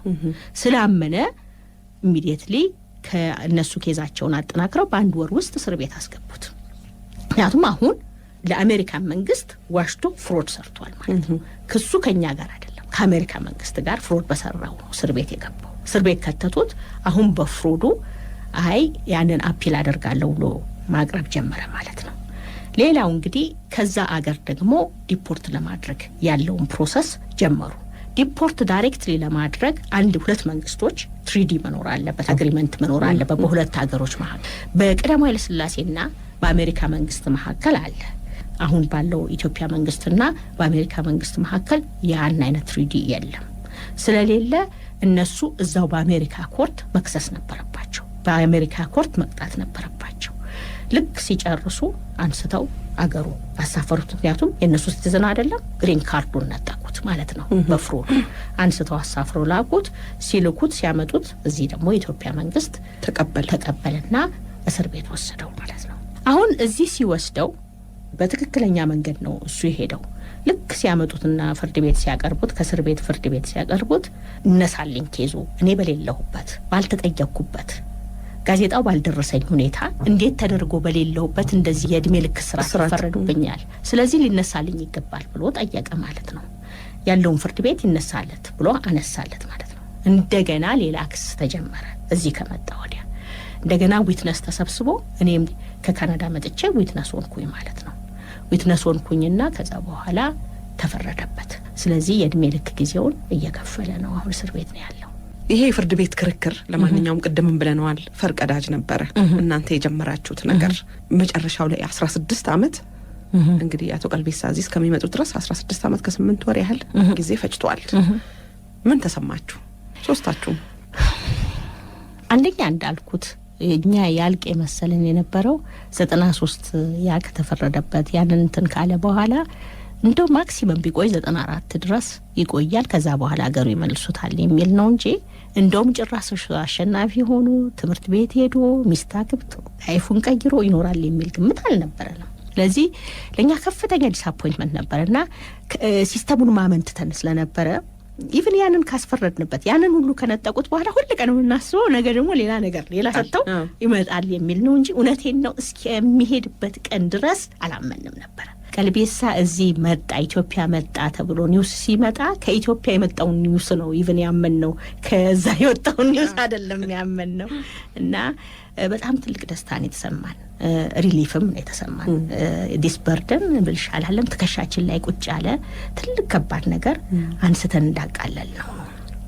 ሁለተኛ ምናልባት ብዙ ሰዎች በሱ የተሰቃዩ ይሄንን ሲሰሙ ቀላል እንትን አይደለም የከፈል ነው ሁላችንም ባያለንበትና አንድ አይነት የሞራል ሳፖርት ይፈጥራል። አትሊስት ለፍትህ የቆሙ ሰዎች አሉ፣ ለፍትህ የሚታገሉ ሰዎች አሉ፣ ፍትህ እንዲደርስ ፈልገው ሳክሪፋይድ ያደረጉ ሰዎች አሉ ብለው ያዩታል ብለን ነው በዛ አይነት መንገድ ነው እንትን ያልነውና አይ ቲንክ በጣም የኮራንበት ይመስለኛል። አደ ኤንድ ኦፍ ዘ ዴይ ያንን በማድረጋችን እውነቴን ነው ማለት እዚህ እንዲመጣና እዚሁ ከሌላ ባልደረቦቹ ጋራ እንዲከፍል ስለፈለግን ልክ የፈለግነው ነው መጨረሻ ረጅም ጊዜ የሚወሰድ እንጂ ያገኘ ነው። ስለዚህ በጣም ተደስተናል። በዛ ነው የሰው ልጆች ተውና ስብ ጸጋቱ እንጂ የሰው ልጆች ናቸው የሰው ልጆች። ሂሩት አዲስ አበባ ትመላለሻለሽ። አሁን አንድ ፕሮጀክት አለሽ ኢትዮጵያን ሬድ ቴረር ዶክመንቴሽን ኤንድ ሪሰርች ሴንተር የቀይ ሽብር የመዛግብትና የምርምርና ጥናት ማዕከል ለማቋቋም ይሄን ሰምቻለሁ። ስለ ፕሮጀክቱ ብታስረጅን፣ ስላለፈው ሁኔታ በግልጽ መነጋገር መወያየት ያስፈልጋል የሚል ዓላማ ያለበት መሰለኝ። ሴንተሩ አዲስ አበባ ብቻ ነው የሚሆነው? ሌሎች አገሮች ውስጥስ ዶክመንቱን ማግኘት እንደዚህ የሚቻልበት ሁኔታ አለ? ምንድነው ዓላማው በአጠቃላይ? እሺ እንግዲህ እኛ ይሄንን መንገድ ይሄንን ጉዞ በምናደርግበት ጊዜ አንድ ነገር ያየነው ነገር ቢኖር ዶክሜንቶች ነው። በጣም በሚገርም አይነት የተቀመጠ ዶክሜንት አለ። ሌላው ሀገር በጣም አስቸጋሪው የፈለግሽው ሀገር ብትሄጂ ከኢስት ጀርመኒ በስተቀር ብዙ ሀገር ዶክሜንት ማግኘት ነው። ለዛ ለተሰራው ክራይም ዶክሜንት ማግኘት ነው። እዚህ መኖር ብቻ ሳይሆን ብዛቱ ራሱ። ምክንያቱም ከባህላችን ልብ ብለሽ አይተሽ እንደሆነ አንድ ቦታ ስትሄጂና ከእንትን እንጀምር። እኔ አሁን ከአውሮፕላን ወርድና ዲቲ ፍሪ ሾፕ ገባለሁ። 3 ካርቦን ያመጡና ይከቱና ጻፊ ፓስፖርት ቁጥሩን ምንም መሙላት አለብሽ። በፊት አላስበውም ነበር፣ ግን ምን ብለሽ ነው የምታስቢው? ይሄ ዶክሜንት 3 ከሆነ 3 ቦታ ይሄዳል ማለት ነው። 3 ቦታ ተቀምጦ ይሆናል። ምን እንደምናደርገው አንወቅ እንጂ በጣም ዶክሜንት እንሰበስባለን። በጣም በሚያስገርም አይ ቲንክ ልዩ ነን ከአፍሪካ በሙሉ። ማንም ይነግርሻል በዚህ በቢሮክራሲያችንና በዶክሜንት ማስቀመጥ። እና ይሄን ዶክሜንት ሳይ በጣም ነው የገረመኝ። እንዴ ማለት እያንዳንዱ የካርቦን ኮፒ ያለው ማለት ነው። እንግዲህ ይሄን ሰው ገለናል ብለሽ ስትጽፊ 3 ካርቦን እያደረግሽ እታች ፈርመሽ ነው የምትልኪው። አሁን እዚህ ስፔሻል ፕሮሲኪዩተር ያለው ዶክሜንት እንደዛ አይነት ነው። አንዱ ጋር ባታገኘው አንዱ ጋር ታገኘዋለሽ። ኮፒ ስለተበተነ ያንን ባህል አድርገን ወስደን እንትን ስላደረግ ነው። እና 2004 የዚህ ስፔሻል ፕሮሲኪዩተሩ መጥቶ ጠይቀዋለሁ፣ ይሄ ዶክሜንት እንዴት ነው ዶክሜንታችሁን? ያው በሲኤንኤን ጊዜ አየሁት፣ በዚህ በኮርቱም ጊዜ አየሁት። አሁን ወዴት ነው የሚሄደው ይሄ ዶክሜንት እናንተ ጉዳያችሁን ከጨረሳችሁ በኋላ የሚለውን ጥያቄ ያቀረብኩለትና ይሄ ዶክሜንት እንግዲህ ምንድነው የሚሆነው? እኛ ጉዳይ ስራችንን ስንጨርስ ወደ ፍትህ ሚኒስትር ይደባለቃልና ከፍትህ ሚኒስትር ጋራ ከሌላው ዶክሜንት ጋር ይቀመጣል አለኝ። ግን እኮ ፍትህ ሚኒስትር የሚከሰሰው ሰው በሌብነት፣ በስርቆት፣ በሌላ ነፍሰ ገዳይነት ይሄ ስፔሻል ኬዝ ነው። ለዚህም ነው ልዩ አቃቤ የተቋቋመውና ይሄንን ዶክሜንት ሌላ ሊደረግ የታሰበ ሐሳብ አለ ወይ ብዬ ስጠይቀው እኔ ይሄንን ነው ማቀው ብሎ ይለኛል። ከዛ ተነስቼ ማጥናት ጀምራለሁ። ካምቦዲያን ከካምቦዲያ ጋር በጣም ተመሳሳይ እንትናለን። እነሱም ንጉስ የንጉስ አገዛዝ ለብዙ ጊዜ ነበራቸው። የተጣሉት በሚሊተሪ ነው። በሚሊተሪ ተጥሎ ኪሊንግ ፊልድ የሚል ካምፔን ያካሄዱት። በዛ በኪሊንግ ፊልድ ከ3 ሚሊዮን 1.5 ሚሊዮን ህዝባቸውን የጨረሱት እና አገዳደላቸው ፎርማቱን ያየሽ እንደሆነ የመፈክር አሰጣጣቸው ሁሉንም ገበሬ ለማድረግ የተሞከረው ካምፔን በጣም ተመሳሳይነት አለው እና ስለዚህ የእነሱን አሰራር ማጥናት በጣም አስፈላጊ ሆኖ አየሁትና ለመጀመሪያ የጻፍኩለት ለቻንግ ነው፣ ለካምቦዲያ ዶክመንቴሽን ሴንተር ቻንግ ላለውና ግን ለመሄድ ሄጄ ለማየት ምናምን ከመጀመሪያ በፊት ከውጭ በወረቀት ባጠናው ይሻላል በሚል ነበር እንትን ያልኩት የነበረው እና እሱን አየሁኝ። ከዛ በኋላ መጠያየቅ ጀመርኩኝ። ሁሉም ማቃቸውን ሰዎች በሙሉ በውጭ ዜግነት በእንደዚህ አይነት በሂውማን ራይት ስራ ላይ የሚሰሩ ሰዎችን እየሄድኩኝ ስለዚህ ዶክሜንት ብቻ ነው የማወራው። ዶክሜንት እንዴት አድርጎ ነው አሰባስቦ የዶክሜንት ማሰባሰቢያ ድርጅት ማቋቋም የሚቻለው? ሌላ የነዚህ ሆሊኮስት ሚዚየም የጁሾቹ በሁለተኛው ዓለም ጦር በናዚ የተገደሉት 6 ሚሊዮን ነው የሞተባቸው እና የነሱ ዶክሜንትና እነሱ ኔቨር አጌን ብለው የተነሱበት ለዓለም ህዝብ በሙሉ ነበር ኔቨር አጌን ያሉት። ግን ለዓለም አልሰራም፣ ለራሳቸው ሰርቷል። ከዛ በኋላ ስንት ጄኖሳይድ ተካሄደ። በቅርቡ እንኳን ሪሰንትሊ ሩዋንዳ ተካሂዷል። እና የነሱ ሞዴል ግን ወስዶ አፕላይ ካደረግነው ኢትዮጵያ ውስጥ ሁለተኛ ተመልሶ የማይመጣበት ሁኔታ መፍጠር ይቻላል። አትሊስት ኢትዮጵያ ውስጥ በዓለም አቀፍ ደረጃ ባንቀይር በአገር አቀፍ ደረጃ መቀየር ይቻላል። እና የነሱ ሞዴልና ጥናት ምንድነው ልንወስድ የምንችለው? እነዚህን በማለት እንግዲህ ሪሰርች ማድረግ ጀመርኩኝ እና ረዘም ያለ ጊዜ ወሰደ። ምክንያቱም በዛ ፊልድ ላይ አይደለም ያለሁት። አሁን ፊልዴን ኦልሞስት እየቀየርኩ ነው ማለት ነው። ወደ ህግ እየሄድኩ ነው እና እንደነሱ የህግ ብቻ ሳይሆን የሂውማን ራይት ጥናት፣ የሰዎች የካልቸር ግንኙነት፣ እነዚህ ነገሮችን ማወቅ ያስፈልጋል እና በዛ አይነት ስራ ላይ ያሉ ሰዎችን ማነጋገር ጀመርኩኝ። ይሄ ጀርኒ በጣም ኢንትረስቲንግ ነው። ያነጋገርኩት ሰው እምቢ ያለኝ ሰው ወይ አረዳሽም ያለኝ ሰው አጋጥሞኝ አያውቅም። እውነት ለመናገር ያረዳኝ አይነት ሰው የለም ዛሬ የደረሰበት ቦታ ለመድረስ። አነጋግሬው ፊቱን አይቼ እንደዚህ ጉዳይን ነገር አሁን ይሄንን ከጨረስኩ ወዲያ አንቺም እረዳሻለሁ ወለሽ እንደምትገቢ ባለሙሉ ተስፋ ነኝ።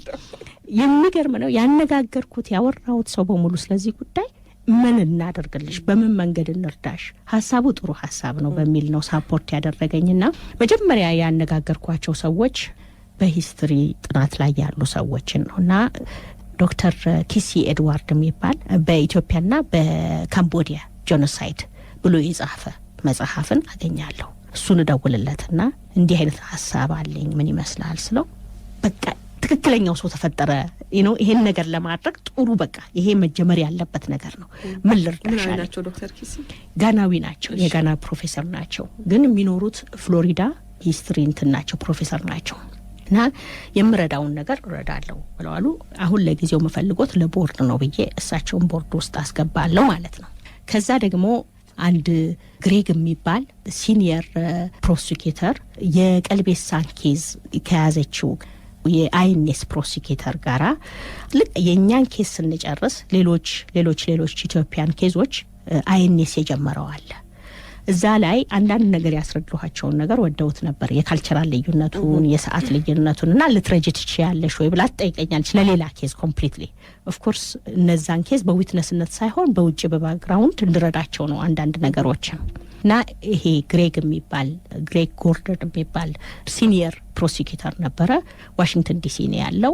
እሱ ይጽፍልሻልና እስቲ ባክሽ እርጆ ትለኛለች። እሺ ብዬ ጽፍለታለሁ፣ እረዳዋለሁኝ እና ለሱም እነግረዋለሁ ይሄን አይነት ዶክመንቴሽን ሴንተር ማቋቋም ፈልጌያለሁ ብዬ ስለው በጣም ይሄ የምፈልገው ነገር ነውና ትንሽ ጊዜ ስጪኝ ኮንታክት አደርግሻለሁ አለኝ። በመሀል ፕሮሲኪዩተርነቱን ያቆምና አስተማሪነት ኖርት ዳኮታ ዩኒቨርሲቲ ውስጥ ይገባል። ኖርት ዳኮታ ዩኒቨርሲቲ ውስጥ ሲገባ ኖርት ዳኮታ ዩኒቨርሲቲ ሆነን መጻጻፍ እንጀምራለን። አሁን ኖርት ዳኮታ ዩኒቨርሲቲ ውስጥ በ2007 ፌብሩዋሪ ላይ የሴቶች ቀን ሁሉ ጊዜ በየአመቱ ያቀርባሉ። የሴቶች ማህበር የተማሪዎች የሴቶች ማህበር እና ምን ይላቸዋል እንግዲህ አንድ ሴትን ነው ወስደው የሚያወድሱት ዳትዴ የምትወደሰው ሴት እኔ እንደሆነ ይጠይቃቸውና የኔን ታሪክ ያቀርብላቸዋል። ሲያቀርብላቸው ሰየው ልታመጣት ትችላሉ የኛ ክፍለን እናመጣታለን ብለው ይጠይቁታል። እነሱ ይጋብዙኛል፣ እሄዳለሁኝ እና ሲሄድ ትልቅ አዳራሽ አዘጋጅተው የጠቅላላ የዩኒቨርሲቲውን ሰው አድቨርታይዝ አድርገው ለ3 ሳምንት ተማሪውን በሙሉ ይጠሩታል። እንግዲህ ኖርት ዳኮታን ስታዩት ድብኛ አናደር ገጠር እንደውም አትላንታ ይሻላል። ብዙም ጥቁር ዜጋ የሌለበት የነጮች ዜጋ የሚበዛበት ኢቭን ተማሪዎቹ ሁሉ ብዙዎቹ ከገጠር ከፋርም ጋር ምናምን የተገናኙ ናቸው። ግን ሎ ዲፓርትመንቱ ጋር ስለተዘጋጀ ተማሪዎች ከያቅጣጫው ነው የመጡት። አሁን ከያቅጣጫው መጥተው እኔ ስለ ኢትዮጵያ ላወራቸው ነው። ስለ ኢትዮጵያ እንደው ቢያዩ እንኳን የሚያዩት ነገር የሚኖረው የ1984 ረሃቡን በቲቪ ላይ ያዩት ነው የሚሆኑት። ምንም ከራሳቸው ጋር የሚያያይዙት ነገር ላይኖር ነው ማለት ነው እኔን ለመስማት ኢትዮጵያን በሚመለከት። ስለዚህ እንዴት አድርጌ ነው ከራሴ ጋር ማቀራረባቸው የሚለው በጣም ብዙ ሀሳብ ጭንቅላቴ ላይ እየሄደ ነው የተዘጋጀሁት። ሁልጊዜ ፓወርፖይንት ፕሬዘንቴሽን ታዘጋጅና ሰው ጋር ስትደርሺ እንደየሰው ሁኔታና መልክ መቀየር አለብሽ። ትንሽ እንትን ሞዲፋይ ማድረግ አለብሽና ቶሎ ሞዲፋይ ማድረግ ጀመርኩኝና መጀመሪያ ያለብኝ እንግዲህ ያልኩኝ ከራሴ ብጀምር ይሻላል፣ ራሴን ማስተዋወቅ ይሻላል። ሂሩት ማለችና ከልጅነት ጀምሮ ከቤተሰቦቼ ካናኗሬ ከሄድኩበት ትምህርት ቤቶች እና ያላቸው አመለካከት ከነሱ ጋራ ምን ያህል እንደሚመሳሰል አሳየኋቸው ማለት ነውና የቲቪ ሾዎችን መጥቀስ ጀመርኩኝ። የተለያዩ የቲቪ ሾዎችን ማንሳት ጀመርኩኝ በልጅነታችን ያየነው እና ከነሱ ጋር እንግዲህ የቦናንዛን ሙቪ ነበር አንደኛው እና ምሳቃዬ ላይ ነበር የሆነ ምሳቃ ነበረችኝና እሷ ላይ የነበረውን ነገርኳቸው አክተሮች እነ ቢቢን እና እሱን በመጠቅስበት ጊዜ አሁን ስለ ራሳችን ሰው ነው የምናወራው ስታያለሽ ወደ አንቺ ሲመጡ። ከዛ ደግሞ ስለ ሁለተኛ ዓለም ጦርነት ሙቪ በጣም የተሰራው በእንትኖቹ ላይ ነው፣ በጆርሽና በጀርመን ላይ ነው በጣም የተሰራው። ስለነሱ አንዳንድ ሙቪዎች ሊስብ የሚችልበት ይሄ በተለይ ሙቪው ላይ ብዙ ጀርመኖች የተወሰኑ ጀርመኖች 3-4 ይሆኑና በጣም ብዙ ጆሾች ሆነው ያንን መሳሪያ ብቻ ስለያዙ የፈለኩትን ሲገፏቸው ሲገድሏቸው ምናምን ታያለሽ። እኛ ያለፍነውን ካላለፍሽ ያንን አንደርስታንድ አታረጊ። ለምን ብልሽ መሞት አይሻልም እንዴ ተጋፍተሽ እና ያችን አራቱን ገለሽ ወለት ሰው ቢሞት ነው ብለሽ ነው። ብዙ ጊዜ እንደዛ ነው ሰው የሚያየው። ተስፋ ይሄ የሰው ልጅ ተስፋ ታውቂያለሽ። ለተስፋ ነበር ማውራው። ያቺ 1 ደቂቃ ካለፈች ወዲያ ምናልባት ሊለወጥ ይችላል፣ ኤቭሪ ሰከንድ ሊለወጥ ይችላል የሚል ተስፋ አለ፣ ሁልጊዜ አለ ነው። እና ስለንትና አወራቸው ጀመረ ስለኔ እኔን ከሁለተኛው ስሬ ጊዜ የሚገርፉኝና ከገረፉኝ በኋላ እንግዲህ ስገባ ወደ ስታሰር ወደ ከምሽቱ 4 ሰዓት ነው የወሰዱኝና የገባሁት። ስወጣ ግን ውጋገን ሰዓት ይዤ አይደለም፣ ውጋገን የቀኑ መውጫ ውጋገን ይታይ ነበር። እንግዲህ ያን ያህል ሰዓት ግርፊያ ላይ እንደነበርኩ መገመት ትችላለሽ። ሲያመጡኝ መሄድ ስለማልችል 2 እጅሽና እጅሽ እንደዚህ ይዘው ነው እና የተገረፍኩበት ቦታ ላይኛው ፎቅ ላይ ሲሆን ሲያመጡኝ ደግሞ የከተቱኝ ሴቶች ያሉበት ቦታ which is ምድር ቤት ድንጋይ ቤት ነው። ከታች ያለው ላይ ሳንቃው አለ። ላይ የሚደረገውን ነገር በሙሉ ትሰሚያለሽ። ምንም በሳንቃውና በእንትኑ እንትን የለም። እና ዛታች አምጥተው ሴቶቹ ጋር ሲወስዱኝ በካቴና ያስገቡኛል። በካቴና የገባ ሰው የሚገደል ሰው ነው እና ብዙ ሴቶቹ ማቅረብ በ2 ቀን በ3 ቀን የሚገደል ሰው ነው እና ብዙ ሴቶቹ ማናገርም እንኳን አይፈልግ ሪሌሽንሺፕ መፍጠር አትፈልጊም እንትን ከሚለው ሰው ጋር እና ኦፍ ኮርስ ማለት በጥላቻ ሳይሆን የሚያዩኝ በቃ የሚደርስብኝን እያወቁ ያው ፍርሃትም አለ። ነገ ልትሞት ነው ብለው ነው በቃ የነገ ጀምሮ ማያዋት ሰው ነች አጠገባቸው የተቀመጠችው እና በካቴና አታሰርና እዛ አቀመጣለሁ። እንግዲህ ጠዋት ያው ቀኑ ሲነጋ 2 ነው ሽንት ቤት የሚፈቀድልን፣ አንዴ ጠዋት አንዴ ማታ። ከዛ መሀል መጠየቅ አትችይም። እሱን ራሱ የቻለ እውነቴን ነው ማለት አሁን ትምህርት ቤት በጣም ይስቁብኝ ነበር። ሁልጊዜ ሁሉም ልክ ረፍት ከአንድ ክላስ የአሜሪካኑ ሲስተም ረፍት ይኖራል። ትወጫለሽ 15 ደቂቃ ይሰጥሻል እና ሁሉ ሰው ወደ ሽንት ቤት ነው የሚሄደው። እኔ ግን ስለማልሄድ ካሜል ይሉኝ ነበር ሲሪየስሊ እንደ ግመላ ግን ያ ነው እንትን ብሎክ ዳደረገ ማይንድ ያየሽ ለመርሳት እና በቀን 2 ብቻ የሚሄድበት ሁኔታ ሁሉ በቃ እሱን አመል አድርጓል። እንደዛ እንደረገ ስለነበረ አምሹር ሌሎቹም አብረውኝ የነበሩት እንደዛ አይነት ነገር ውስጥ እንዳሉ ይገባኛል። እና እዛ ሆኜ እዛ እስር ቤት ሆኜ እንግዲህ ከነገ ዛሬ ወስዷታል እየተባለ ነበር መጣበቀው የነበረው እና ከ2 ሳምንት በኋላ ነው ከ1 ሳምንት በኋላ ይወስዱኛል ወደ ደርግ ጽፈት ቤት። ሲወስዱኝ በካቴና እንደታሰርኩ ነው የሄድኩት። ያ ፎልክስዋገን መኪና ነበራቸው። በሱ ከሄድሽ አትመለሽም። እንደውም ቤተሰቦች አይተው አክስቴ ስታወራልኝ ነበረ። በቃ ደንበኛ ሞትሽ ብለን በየመንገዱ የሞተውን ሰው እያየን እሷ ነች እያል በየቦታው እየቆምን ስናይ ነው የመጣ ነው ብላኛለች። እና ደርግ ጽፈት ቤት የት እንደሚወስዱኝ አላወቅኩም። መጀመሪያ ቱ ቢጊን ወት ኮምቢቮልስ ውስጥ ከተቱኝ። ሲሄዱ አሁን ምን ይሆናል 2ኛ ፖሊስ ጣቢያ ጋር እንቆማለን። 2ኛ ፖሊስ ጣቢያ ጋር እንቆምና ዮሴፍ የሚባል ከልጅነት ጀምሮ ማቀው ዮሴፍ የሚባለው ልጅ ያመጡትና የኔን ካቴና ይፈቱና ከሱ ጋር ያዳብሉኛል ማለት ነው። አሁን በዛ ጊዜ ምንድን ነበር የሚባለው ሪሞርኬ ነው የሚባለው። ደግሞ ከሌላ ጋር ሲታሰር ሪሞርኬ ይባላል። እንደዛ እንታሰርና ተነስተን ደርግ ጽፈት ቤት እንወሰዳለን። አሁን ደርግ ጽፈት ቤት በራፍ ላይ ስትደርሺ እስረኛውን ያወርዱና ከበር ነው የሚመልሱሽ። ያንን ግቢውን በእግርሽ ራስሽ ሆኖ ወክ የምታደርጊው እየተከተልሽ ነው። የዚህ ጊዜ ሁሉ ወይ ሮተሽም መገደል አንድ ነገር ነው፣ ክብር ነው። ሮተሽ በማምለጥ ግን ሁሉ ጊዜ በየሰከንዱ እንዳልኩሽ ተስፋ ነው። ነገሮች ይለወጡና አሁን እዛ ገብተን ደርግ ጽፈት ቤት ደግሞ ኮሪደሩን አልፈሽ ነው መግረፊያ ቦታ የምትገቢው። መጀመሪያ ኮሪደሩን ከማለፋችን በፊት እሷ ቀድማን ገባችና ምን አለች? እዚህ ጋር ቁጭ በሉ አለችን። ማስታውሰው ነገር ይሄ በኬሻ የታሰሩ እንትኖች አሉ።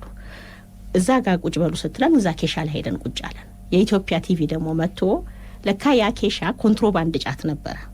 ኮንትሮባንድ ጫት የሰረቀ እኛዛ ቁጭ ብለናልና ኮንትሮባንድ እንደሰረቀ እንነሳ። መጣች፣ አበደች። ምክንያቱም መጣች ስቲ ስሟን ተነግሪኝ። ስምረት የምትባለው ሊቀመንበራችን የከፍተኛ 9 ቀበሌ 10 ሊቀመንበራችን ስሟ ስምረት ነው። አበደችብን እና ተነሳው እሱም ቪዲዮ አይ ሆፕ እንደው ዛ አርካይቭ ውስጥ አንድ ቀን አገኘዋለሁ ብዬ ምክንያቱም አሁን ደግሞ በጫት እንትነት ለከሰስ ነው ማለት ነው።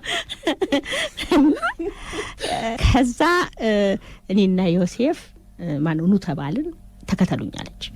እንደዚህ እንትን አለ ቀጭን ሆልቦ ያለ እዛ መገረፊያው ቦታ እስክትደርሽ ድረስ እዛ መሃል ላይ በጣም ያሳዝንሻል። ብዙ ሰው ተገርፎ ተጥሏል። ግማሹ ደግሞ አንጀቱ ሁሉ በጥይት ተመቶ አንጀቱ ሁሉ ሽታው እስከዛሬ እውነቴን ነው የምልሽ አንድ የሚሸት ነገር ሲመጣ ሁልጊዜ እዛ ቦታ ላይ ነው የሚወስደኝ። እንዲህ ማልወደው ሽታ ሲመጣ እዛ ቦታ ላይ ነው የሚወስደኝ። ያንን እናልፍና እንገባልሽና ልክ ስንገባ እንደዚህ እንደ ብረት የተሰራ አለ መግረፊያ። መቼስ ጥሩ ነገር ብንፈጥር ጥሩ ነው ሰው ለመግረፍና ለማሰቃየት። ይሄን አሁን ተጨንቀሽ በብረት እና ሰውየው ይሄ የሆነ ጥቁር ሰውዬ ነው አንድ ጊዜ ነው ያየሁት እና ቆሟል። እሱ ሰውዬ ትነግረዋለች እቺ የሸዋሉል የምትባል ጋዜጠኛ ነበረች። እሷ የተገደለችበትን ሽጉጥ ለሷ ነው የተሰጠው ተብሎ ተጠቁመን ነው። ምናልባት ትንሽ ወደ ኋላ ልውሰድሽና ስለሱ ትንሽ ልንገርሽ። ስታሰር የመጀመሪያውንም ጊዜ አልነገርኩሽም። የሁለተኛው እስር ጊዜ ቤታችን ነበርና አልኩሽ። እኔና እህቴና ታናሽ እህቴ ቤት ውስጥ ከእናቴ ጋር ቁጭ ብለን ነው የቀበሌ ሲመጣ ቀበሌ በሩን ሲመቱት ሁሉ በዚህ በእንትኑ ስለሆነ በጣም ይጮሃል። ሲጮህ ዘበኛ ተነስር ላይ ነበሩ የዛን ጊዜ አባቴ ኦሬዲ ታስሮ ነበር። አባቴ ስር ላይ ነው ያለው፣ እናቴ ነች ያለችው። በሰደፍ ይመጡትና ይገባሉ፣ ይፈለጋሉ ይሉናል። ልብሳችንን እንኳን ለመቀየር መብት አልሰጡንም። ያው አብረውን ነው ገብተው እንትን ያሉት። ተነስተን ተያይዘን እንሄዳለን። አሁን ቀበሌው ስንሄድ ስንገባ መግረፊያ ቦታ ስንደርስ እዛ ክፍሉ የሚገርፉበት ክፍል ስንደርስ ልክ ልጁ አውቀዋለሁ የ11 ዓመት ልጅ ነው። ገርፈው ለነገርሽ እንግዲህ አስቢ የ11 ዓመት ልጅ አሁን ልጆች አሉሽ መቼ ካን ኢማጂን 11 ዓመት በጣም ልጅ ነው። ደብድበውት አስመልሷል። ብለዱ ይፈሳል እዛ ላይና የቷ ሲሉት በምልክት ነው እኔን ያሳየው። ኖ ስሟን ጥራ ይሉታል። ሂሩት ይላል። እህቴን ውጪ ይሏታል። እኔ እዛ ቀራለሁ። ልብሴን አስወልቀው እኔንም ልክ እሱን በገረፉት አይነት ሁኔታ ይገርፉኛል። አሁን ምንድነው ሲገርፉኝ የሚጠይቁኝ የነበረው መሳሪያውን አምጪ ነው። የምን መሳሪያ አላቸዋለሁ 10 ጊዜ የምን መሳሪያ አላቸዋለሁ። የሸዋሉል ጓድ ሸዋሉል ነው የምትባለው እንግዲህ ጓድ ሸዋሉልና አንድ ደግሞ ካልተሳሳትኩ ጌታቸው የሚባል የቀበሌ ሊቀመንበር በዚህ የተመታ አለ እና አምጪ እሱ መሳሪያና አንቺ የስኳድ ሊደር ነሽ ማለት ነው። የስኳድ ሊደር ደግሞ ማለት ከላይሽ ስትራክቸር አለ የላይኛውን ስትራክቸር እንድትሰጭን ፈልጋ አጋልጪ። እኔ ላይም ስትራክቸር የለኝም ይሁን እስከዛሬ ድረስ በኖረኝና አንድ ነገር በነገርኳቸው። ሁለተኛ መሳሪያው ነው ጋር ነበር የሚሉት መሳሪያንም አላየው። ልጁን ከመገረፍ ብዛት በየቀኑ እንግዲህ የሱን ቤት አልፌ ነው ከስራ ወርጄ ከሱን ቤት አልፌ ነው ወደ ቤት የምገባው። የዛን ቀን ስላየኝ እኔና መለከተ ጉዳዩ ምንም ወይንም ሌላ ሰው ትልቅ የሀፓነች እንደዚህ አይነት ነገር አላት ብሎ ስለነገረው ልጁ እኔን ጠቆመ። እስከዛሬ ያላንዳመት የ11 ዓመት ልጅ ከዛ እንግዲህ አሁን በዚህ ነው ከሳችንና ሄዳ ትነግረዋለች። ይሄንን ለዛ ለገራፊ ደርግ ጽፈት ቤት ውስጥ ገራፊው ደርግ ጽፈት ቤት ውስጥ ያለው እዚህ ላይ ባወጣት ደቂቃ አትቆይም። ውሰጅና እንደገና እዛ ገረፊያት በደንብ አርጋ ትነግርሻለች አሁን የሚቀጥለውን ስትገርፊያት ብሎ እንደ ገርፊያ ምክክር ተደርጎብኝ አይ እንግዲህ አስከወሰድኩኝ ሁለቱንም ወስዳለሁ። ሁለቱንም ይሄም ቀበሌያችን ውስጥ እኛን መስሎ ገብቶ ቀበሌ ይሰራ ነበር ሱቁ ውስጥ ቀበሌውን አፈነዳብን። ቀበሌው ፈንድቶ ነበር እና በቦምብ ያፈነዳው በዚህ እንትን ፈነዳና ያፈነዳው እሱ ነው ተብሎ ወንጀሉ እዛ ተነገረለትና አብረን ተያይዘን ተመልሰን በዛው በኮምቢ ፎልክስዋገን እንመጣለን። ዮሴፍ ወደ ወንዶች ክፍል ይወሰዳል፣ እኔ ወደ ሴቶች ክፍል እወሰዳለሁ። ሴቶች ክፍል ተወስደን እንግዲህ እንዳልኩሽ ማታ ሲገረፍ ሁሉ ነገር ይሰማናል ብዬሻለሁ። የሚገረፈው ሰው የሚናገረው እሱ ራሱን የቻለ ሜንታል ቶርች ነው ማይንድሽ ውስጥ ተቀርጾ። በተለይ ማረሳው በእድሜ የጠኑ ሰዎች ሲገረፉ እናት አይደለውም እያሉ ሲማጠኑ እድሜ ልክ ቀርቶብኛል ያ። ምክንያቱም በባህላችን ለቤተሰብን ምን ያህል ከበሬታ እንዳለን ታላቅ ሰው ከኛ ከእድሜ ጠና ያለ ሰው እንዴት ከበሬታ እንዳለን ታውቂያለሽና ያ ነገር ማይንዳችን ውስጥ ተቀርጾ ነው የቀረው። እና ዮሴፍ ፎር ሳም ሪዝን ይሄንን መሳሪያ ብሌሙ ለራሱ ወሰደው። ለምን እንደወሰደው አላውቅም። ያቺ ተስፋ ያልኩሽ እኔን አተረፈኝ፣ ኖት ዮሴፍን አላተረፈው። እኔ ከዛ ወዲያ ልጁ ተስፋ ቆርጦ ሄደው ፈለጉ። አይ ዶንት ቲንክ አላገኙም ምንም መሳሪያ፣ ገደሉት እሱን። እኔ ተረፍኩኝ እኔ ኖርኩኝ ማለት ነው። እና ስለ ተስፋ ሳወራላቸው እዛ ከእንትን ሆኜ ኖርት ዳኮታ ዩኒቨርሲቲ ይሲ ተስፋ ነው። እነዚህም መታያዋቸው እዛ ፊልም ላይ ኤቭሪ ሰከንድ እና ኤቭሪ ሚኒት ነገሮች ተቀይረው የመኖር እድል አለን እና አንዳንዶቹ ተቀይረው ሰርቫይቫል ሆነው ታሪካቸውን እንደኔ መናገር የቻሉ አሉ ከሚል ነው አያይዤ የጀመርኩትና ከዛ በኋላ የኮርቱን ፕሮሰስ ቅድም የነገርኩሽን እንዳለ ዲቴል አድርኩላቸው። አሁን ይሄንን በጣም ነው ሰርፕራይዝ ያደረጋቸው። አንድ ኢትዮጵያዊ ሌላ አገር መጣ ገራፊዋን እዚህ ሀገር አግኝታ ከሳ ይሄንን ደግሞ የራሳቸው ሰው አድርገው አዩኝ ብዬሻለሁና ይሄንን አያይዘው ሲሰሙት በጣም እንትን ከማለታቸው አድማየር ነው ያደረጉት አከበሩትና ምን እንርዳሉ ምንድነው ልናደርግ የምንችለው አሉ።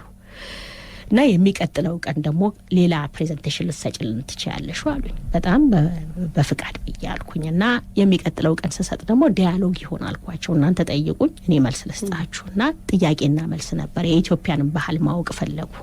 የኢትዮጵያንም የነገስታት አንደኛው ደግሞ ያደረኩት የነበረው ፓወርፖይንት ላይ ቀዳማዊ ኃይለ ሥላሴ እንደምታውቂው 2 ጊዜ the man of the year ተብለው ኒውዮርክ ታይምስ ላይ ጋዜጣ ላይ ወጥቶ ነበርና ያንን ፒክቸር ነበር አድርጌ የተናገርኩትና በዛ አይነት አልነበረም ኢትዮጵያን የሚያውቁት። እንዳልኩሽ የሚያውቁት ኢትዮጵያን በ1984 ባለው ሁኔታ ነበርና አይ ቲንክ ቼንጅ ያደረጋቸው ይመስለኛል። ልክ እሱን ንግግር ስጨርስ ፕሮቮስቱ የዛ የትምህርት ቤቱ ዋና ኃላፊ ይጠራኝና ምን እናደርግ ብሎ ይለኛል። አይ ቲንክ ዶክመንቴሽን ሴንተር ለማቋቋም ሐሳብ አለኝ እዛ ውስጥ ብትሳተፉልኝ በጣም ደስ ይለኛል ብዬ ነገርኳቸው። ስነግራቸው እንዴት አድርገን አሉኝ። መጀመሪያ ፋክት ፋይንዲንግ ሚሽን መሄድ ያስፈልጋል። ይሄ ነገር ዶክመንት አለው የኔ ቃል መውሰድ አይደለም። አብረን ተያይዘን ሄደን እስቲ ዶክመንቱን አገላብጠን እንየው ፈቃድስ እናገኝ እንደሆነ መንግስትንም እንጠይቅ። ዝም ብሎ ሊሆን የሚችል ነገር ስላልሆነ እስቲ ይሄን መጀመሪያ ስቴፕ እናደርገው ብዬ ጠይቃቸዋለሁ። በደስታ ይላሉ። አንድ አርካይቪስትና ይሄ ግሬግን ፕሮፌሰር ግሬግን እሱን ይዘን ተያይዘን አብረን ኢትዮጵያ 2007 መጣን ማለት ነው። 2007 ስንመጣ ፕሬዘንቴሽን አዘጋጀንና ነው የመጣነውና የመጀመሪያው ፕሬዘንቴሽናችንን ያቀረብነው ፍትህ ሚኒስትር ያለ አቶ ዳኛቸው የሚባሉ ነበሩ የአድሚኒስትሬሽን ክፍል ኃላፊ። እሳቸው 7 ሰው ሆነው ጠበቁኝና 7 የተለያዩ የከፍተኛ ፍርድ ቤት ዋና አዛዥን የተለያዩ ፍርድ ቤቶችን የክልል ፍርድ ቤቶችን ዋና አዛዥ ምን እንደሆነ ሐሳባችን ጠየቁን። ይሄንን ዶክመንት ወስደን አርካይቭ አድርገን ለጥናት ለማቅረብ ነው ፍላጎታችንና በአለም ላይ ይሄን ነገር እንዲጠና እንደሌላው ዶክመንቴሽን እንደ ጁሾቹ እንደ ካምቦዲያን እንደሌሎቹ እንዲጠና ፈልገን ነው። ቢቻለን ወደፊት ደግሞ ትምህርት ካሪኩለም ውስጥ ሊገባበት የሚችል መንገድ ብናዘጋጅ ደስ ይለናል። ይሄን የምናደርግበት ዋነኛው ምክንያት ሁለተኛ አትሊስት በአገራችን ውስጥ እንዲህ አይነት ክስተት እንዳይፈጠር ነው ብለን አቀረብን። እሺ እንግዲያስ የዳኞች ስብሰባ አለ የሚቀጥለው ሳምንት ትገኝልናለሽ ወይ? የዳኞች ስብሰባ ላይ ጊዮን ሆቴል ተደርጓል። እዛ ላይ መተሽ ፕሬዘንቴሽንሽን ብትሰጪ አሉኝ። እሺ አልኩኝ። እዛም ስብሰባ ሄድኩኝና ስለዚህ ስለ ዶክመንት አያያዝ የሌሎች አገር ተመክሮ የወሰድኳቸውን በሙሉ ነጥቦች አቀረብኩኝ ማለት ነው። አርካይቪስቱና ደግሞ ሎየሩ የመጡት እነሱም ደግሞ እንዴት አድርገው ከዚህ ዶክመንቴሽን ሴንተር ጋር ኮላቦሬት እንደሚያደርጉ ንግግር አደረጉ። እና የተለያየ መንግስት ክፍል ጋር የሄድን ንግግር ካደረገን በኋላ አትሊስት ትብብር አገኘን። ሌተር ኦፍ ኢንቴንት ከመንግስት ይሄን ዶክመንት ለመስጠት ፈቃደኛ ነኝ ይሄ ስራ የሚሰራበት ከሆነ የሚል ስምምነት አገኘን ማለት ነው። ያን ስምምነት ይዘን ሄደን ነው እንግዲህ ሌሎች ነገሮች መደራጀት ያለባቸውን ነገሮች ስራዎች መስራት የተጀመረው። እዚህ ውስጥ አሁን እንዳልኩሽ ሁሉ ሰው ተባብሮኛል ስል የሄድኩና ያናገርኩት ሰው በሙሉ ስለዚህ ዶክመንት ለማድረግ ያሰብኩትን ነገር ምን እናደርግልሽ ነው ያለኝና በዛ እውነቴና አምላኪ ኢቭን ሁላችንም ይሄ ነገር ተደርጎ ደግሞ ጥሩ አይነት ነገር በአገራችን ላይ ለውጥ ያመጣል ብዬ አምናለሁ። ዋናው ግን የሁሉን ሰው ተሳትፎ ይጠይቃል፣ የሁሉን ሰው ኃላፊነት ይጠይቃል። ሌላው በጣም ያነሳሳኝን ደግሞ ነገር ልንገርሽ፣ ኃላፊነታችንና ለመወጣት ዶክመንቴሽን አስቤ የተውኩበትም ጊዜ አለ። ይሄ ነገር ትልቅ ነው፣ ከመጠን ያለፈ ካቅም በላይ ነው እና ምናልባት ሰክሰስፉል ላልሆን ይችላል ብዬ ተስፋ የቆረጥኩባቸው ጊዜ አነሳሳኝ ጊዜ 2005 ኤሌክሽን ከ97 ነው በእናንተ 97 ኤሌክሽን ላይ መጥቼ ተኩስ ምናምን ነበርና ውጪ እህቶቼ ልጆች መጥተው ነበር ከውጭና ይደናገጣሉ እና እኔን ሲያዩኝ ትንሽ ደልደል ብያለሁና ረጋ ብያለሁ ምንድነው ነገሩ ይሉኛል ወይ ከዚህ የበለጠ አልፈናልኛ በሚል የማያውቁትን ታሪኬን ስነግራቸው የዘገነነኝ አለማወቃቸው እና ይሄ መደበቃችን እንደገና ለመፈጠሩ የነሱ ጥፋት ወይንም የሌላ ሰው ጥፋት አይደለም በዛ ያለፍነው ሰዎች አትሊስት ኃላፊነታችንን አልተወጣንም ልክ ነው ኃላፊነታችንን አልተወጣንም ይሄንን እንኳን የምናቀውን ታሪክ እንኳን ዲቴል አድርገን የሰው ልጅን በተለያየ መንገድ ነገሮችን ሊፈታ የሚችልበት መንገድ ማዘጋጀት የምንችልበት ሁኔታ ለመፍጠራችን እሱን ያሳየኝ እና እሱ በጣም የበለጠ ኢንካሬጅ አደረገኝ የግዴታ መሰራት እንዳለበት በእርግጠኝነት ይሄ ነገር በግልጽ መውጣት እንዳለበት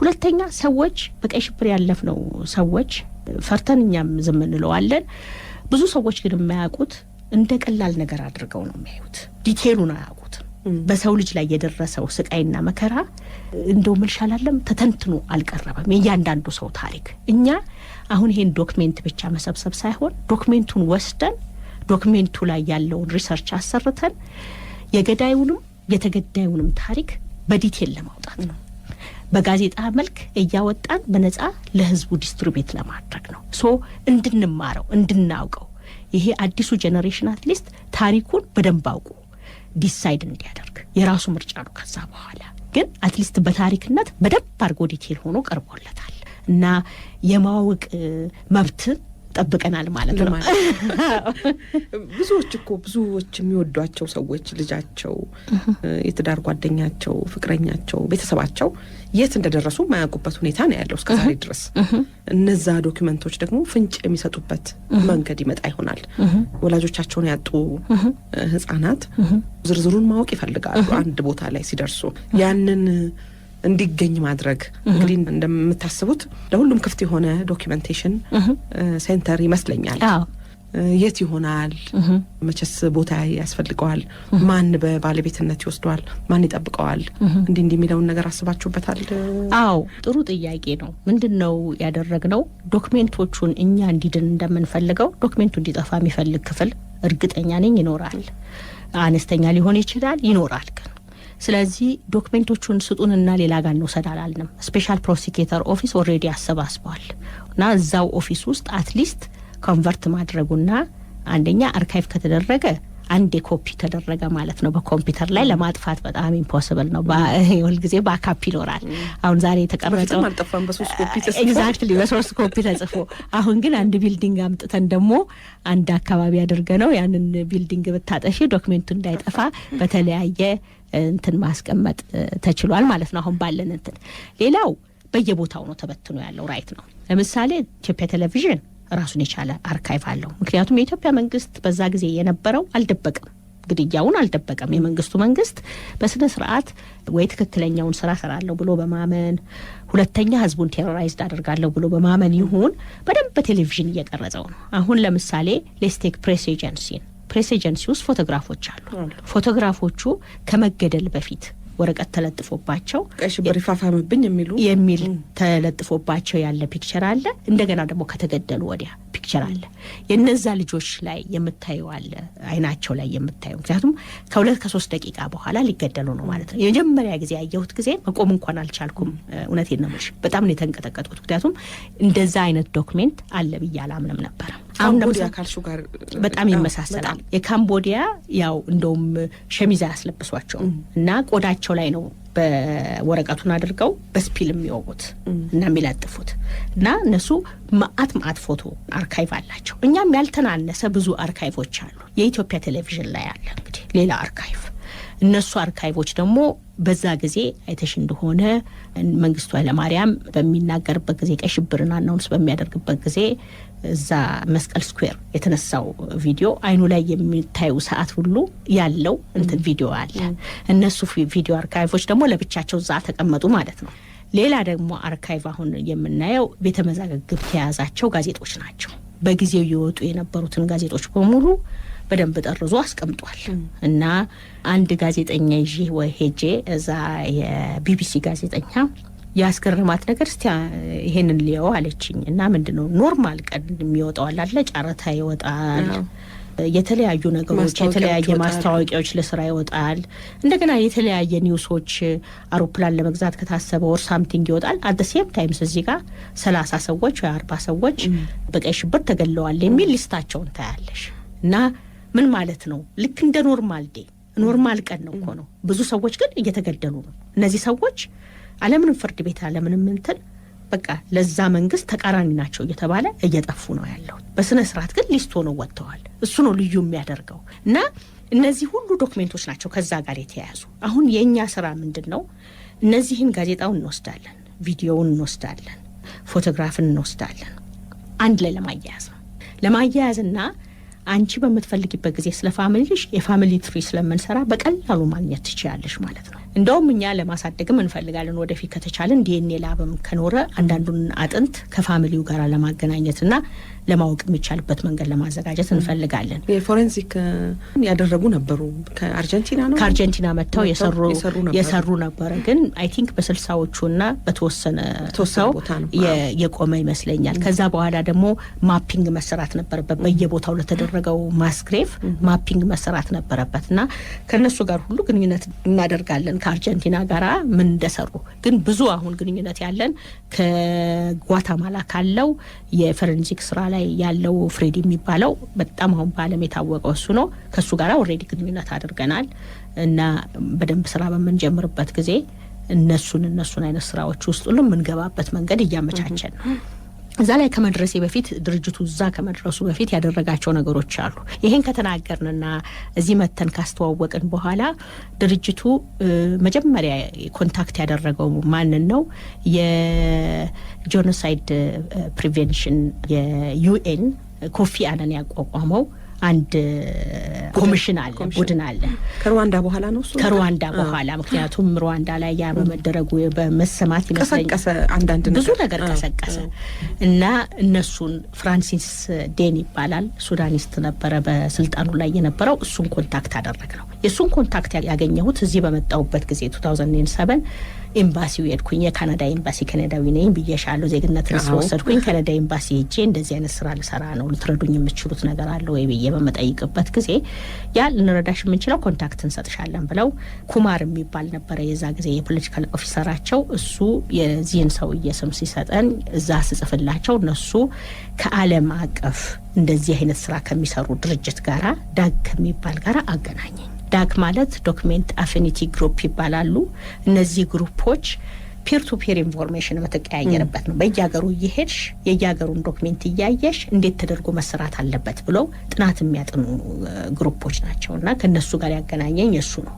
ስለዚህ ኦሬዲ ኢትዮጵያ ሬድ ቴረር ዶክሜንቴሽን ሴንተር እዚህ ብቻ ሳይሆን 2007 የመዘገብ ነው። በዓለም ደረጃ ደግሞ በኢንተርናሽናል ግሎባል ደረጃ አስመዝግበ ነው። እንደገና ደግሞ ከነዚህ ድርጅቶች ጋራ ማህበር አደረግ ነው። ስለዚህ አሁን ሳፖርት እያገኘን ያለ ነው ከዓለም የነዚህ አይነት ስራ ከሚሰሩ ድርጅቶች ጋር ነው ሳፖርት እያገኘን ያለ ነው እና እንደውም እነሱ የሰሩትን ብዙዎቹን ስህተቶች እኛ ጋር ያንን አቮይድ ለማድረግ ነው ጥረት እየታረመ ስህተቱን አርመን በትክክለኛ መንገድ የምንሄድበት መንገድ እንደነዛ አይነት ስራ እየሰራን ያለ ነውና እዚህ ከሳውዝ አፍሪካን ሂስትሪ አርካይቭ ጋራ ሳሃ ይባላል።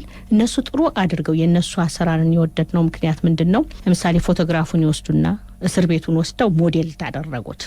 እያንዳንዱን እስር ቤት ወስደው በኮምፒውተር ላይ ሞዴል ካደረጉት ወዲያ ፕሪዝን ውስጥ የታሰሩትን ሰዎች በሙሉ እየወሰዱ ፒክቸራቸውን እያደረጉ ታሪካቸውን ደግሞ እየቀዱ እዛው ላይ ያይዘውት በኮምፒውተር ማየት ይቻላል። አገራችን አፎርቹኔትሊ ብዙ ሰው ኮምፒውተር ተጠቃሚ ስላልሆነ እኛ በወረቀት ያንን በኮምፒውተር እንሰራለን። ኦራል ሂስትሪ ስለምንሰበስብ በዛ በዌብሳይት ዳታቤዝ ያለው ነው። ለምሳሌ ኦራል ሂስትሪ እንሰበስባለን ስልሽ አንቺ ለምሳሌ ያጎትሽ ልጅ ሞቷል እና ፒክቸሩ አለሽ እና ግን እዚህ ስፔሻል ፕሮሲኪዩተር ኦፊስም ወረቀት የለም። ዝም ብሎ መንገድ ላይ ይሆናል በጥይት ይገደሉት። ምንም አይነት ወረቀት አልተገኘም ልበልሽ። ምን ታደርጊያለሽ? ፎቶግራፉን ታነሽና ስካን ታደርጊያለሽ። ስካን አድርገሽ ወዲያው በኮምፒውተርሽ መላክ ትችያለሽ። እዚህ ዴታቤዝ ውስጥ መክተት ትችያለሽ። ከዛ ደግሞ ስለ ልጁ ስሙን፣ የት እንደተወለደ፣ የት እንዳደገ፣ የትምህርት ቤት እንደሄደ የኛ ይሄ ኦራል ሂስትሪ የሚሰበስበው ግሩፕ ሄዶ ጥናት ያደርጋል። ትክክለኛ ነው ወይ ይሄ ኢንፎርሜሽን? ምክንያቱም ያልተስተካከለ ኢንፎርሜሽን ላለመጨመር አይኖ ቴክኒካል ውስጥ በጣም እየገባውብሽ ነው። በጣም ይቅርታ አድርጊ። እና እንደሱ ካጠና በኋላ ያንን አያይዞ እንግዲህ ዳታ እኛ ጋር ካለው ዳታ ጋራ ምናልባት ኤግዛክትሊ ያን ኢንፎርሜሽን ስናገኝ እኛ ጋር ደግሞ ዳታ አለ ያንን ዲስክራይብ የሚያደርገው። አንዳንድ በዛ ጊዜ ሀፓዎች የራሳቸውን ስም አይጠቀሙም ነበረ እና ሌላ ስም ሊሆን ይችላል፣ ግን በፎቶግራፉ ማያያዝ እንችላለን። እዛ ባለው በሌላ ሰው መታወቂያ እንደዚህ አይነት ነገር ስላለ እሱን ለማግኘት መሞከር መቻል አለብንና እሱን ለማድረግ ነው እኛ ለየት የሚያደርገን ከስፔሻል ፕሮሲኪዩተር ኦፊስ ለፍርድ ለማቅረብ ስለሆነ አንዴ ለፍርድ ኤቪደንሱን ካገኘ ወዲያ ምንም ግድ የለውም ሌላውን ዶክሜንት ዝም ብሎ ነው ያስቀመጠው። እኛ ግን ለሂስትሪ ስለሆነ የምንሰበስበው ኢቭን ሪሲት ኪስሾች ተገኝቶ የተቀመጠን ሂስትሪ ጋር ይያያዛል። የዛለታ ለምሳሌ አንድ ነገር ገዝተሽ እንደሆነ ስክሪፕቶ ገዝተሽ እንደሆነ ወረቀት እና ሲገሉሽ የዛለታ ተይዞ ያለ ወረቀት ሊሆን ይችላል። ለኛ በዛ ጊዜ ነው ወይ እንደዚህ የገዛበት ቦታ ነው ወይ? ለምሳሌ አንድ ሰው ዊትነስ መጥቶ እዚህ ሱቅ መጥቶ ነው የተገደለው ከዚህ ሱቅ ሲወጣ ካለ ያቺ ሪሲት ከዛ ጋር የምትምሳ እንደዚህ አይነት ነገር ሁሉ ማገናዘቢያ ይሆናል። እና ጥቃቅን ነገሮችን ሁሉ ከሂስትሪ አንጻር ስለሆነ የምናቀርበው ከሰዎች ደግሞ ባህል ከአንዱ ባህል ስለሚለያይ እዚህ ላይ ጥንቃቄ ማድረግ ያስፈልጋልና የእያንዳንዱን ባህል ማጥናት አለብሽ። ለምሳሌ አሁን ማስግሬቮች አዲስ አበባ አካባቢ ያለው በሙሉ እንዳለ ተነስቷል፣ ግን በየገጠሩ ያለው አልተነሳም። እና በየገጠሩ ሄደን በመናነሳበት ጊዜ ከአንድ አካባቢ የህብረተሰቡም የመቃብር ሁኔታ ትሪት መደረግ ያለበት የተለያየ ይሆናል እና ያንን ባህል ሁሉ በደንብ ማጥናት አለብን። ለመበጥበጥ ሳይሆን የምንሰራው ራሳችንን ለማዳን ነው ካለፍ ነው ከዚህ ነገር ይሄንን ፌስ አድርገን የተሻለ ነገር ውስጥ ለመግባት ነው እንጂ በዛ እንደገና ቆስቆሰል መከራ ለማምጣት አይደለምና እንደነዚህ አይነት ጥናቶች እየተጠኑ የሚሰራበት ሁኔታ ነው እና የተለያዩ ግሩፖች ራይት ናው ቮለንቲር እያደረጉ ነው እየሰሩ ያሉት በሂስትሪ ጥናት ላይ ያሉ በሶሺዮሎጂ ጥናት ላይ ያሉ በህግ ጥናት ላይ በብዛት አለን። በህግ ጥናት ላይ ያሉ በተለይ በሂውማን ራይት ህግ ጥናት ላይ ያሉ በጣም ብዙ አሉን። አርካይቪስት ብዙ አላገኘሁም እዚህ አካባቢና የውጭ አርካይቪስቶች ናቸው እየረዱን ያሉት። አይ ዶንት ቲንክ በትምህርት ቤት ደረጃ ሁሉ አርካይቪስት እዚህ የሚሰጥ አይመስለኝም። የላይብረሪ ስራ እና እሱ ላይብረሪ ሳይንስ እንዳለ አውቃለሁ። እንግዲህ ካለ በዛ ላይ አርካይቪስት ሆኖ ግራጁዌት ያደረገ ወደፊት እንፈልጋለን ማለት ነው። እነሱን አምጥተን ከኛ ጋር የሚሰሩበት መንገድ እንጋብዛለን ማለት ነው እና እንደሱ እያደረግን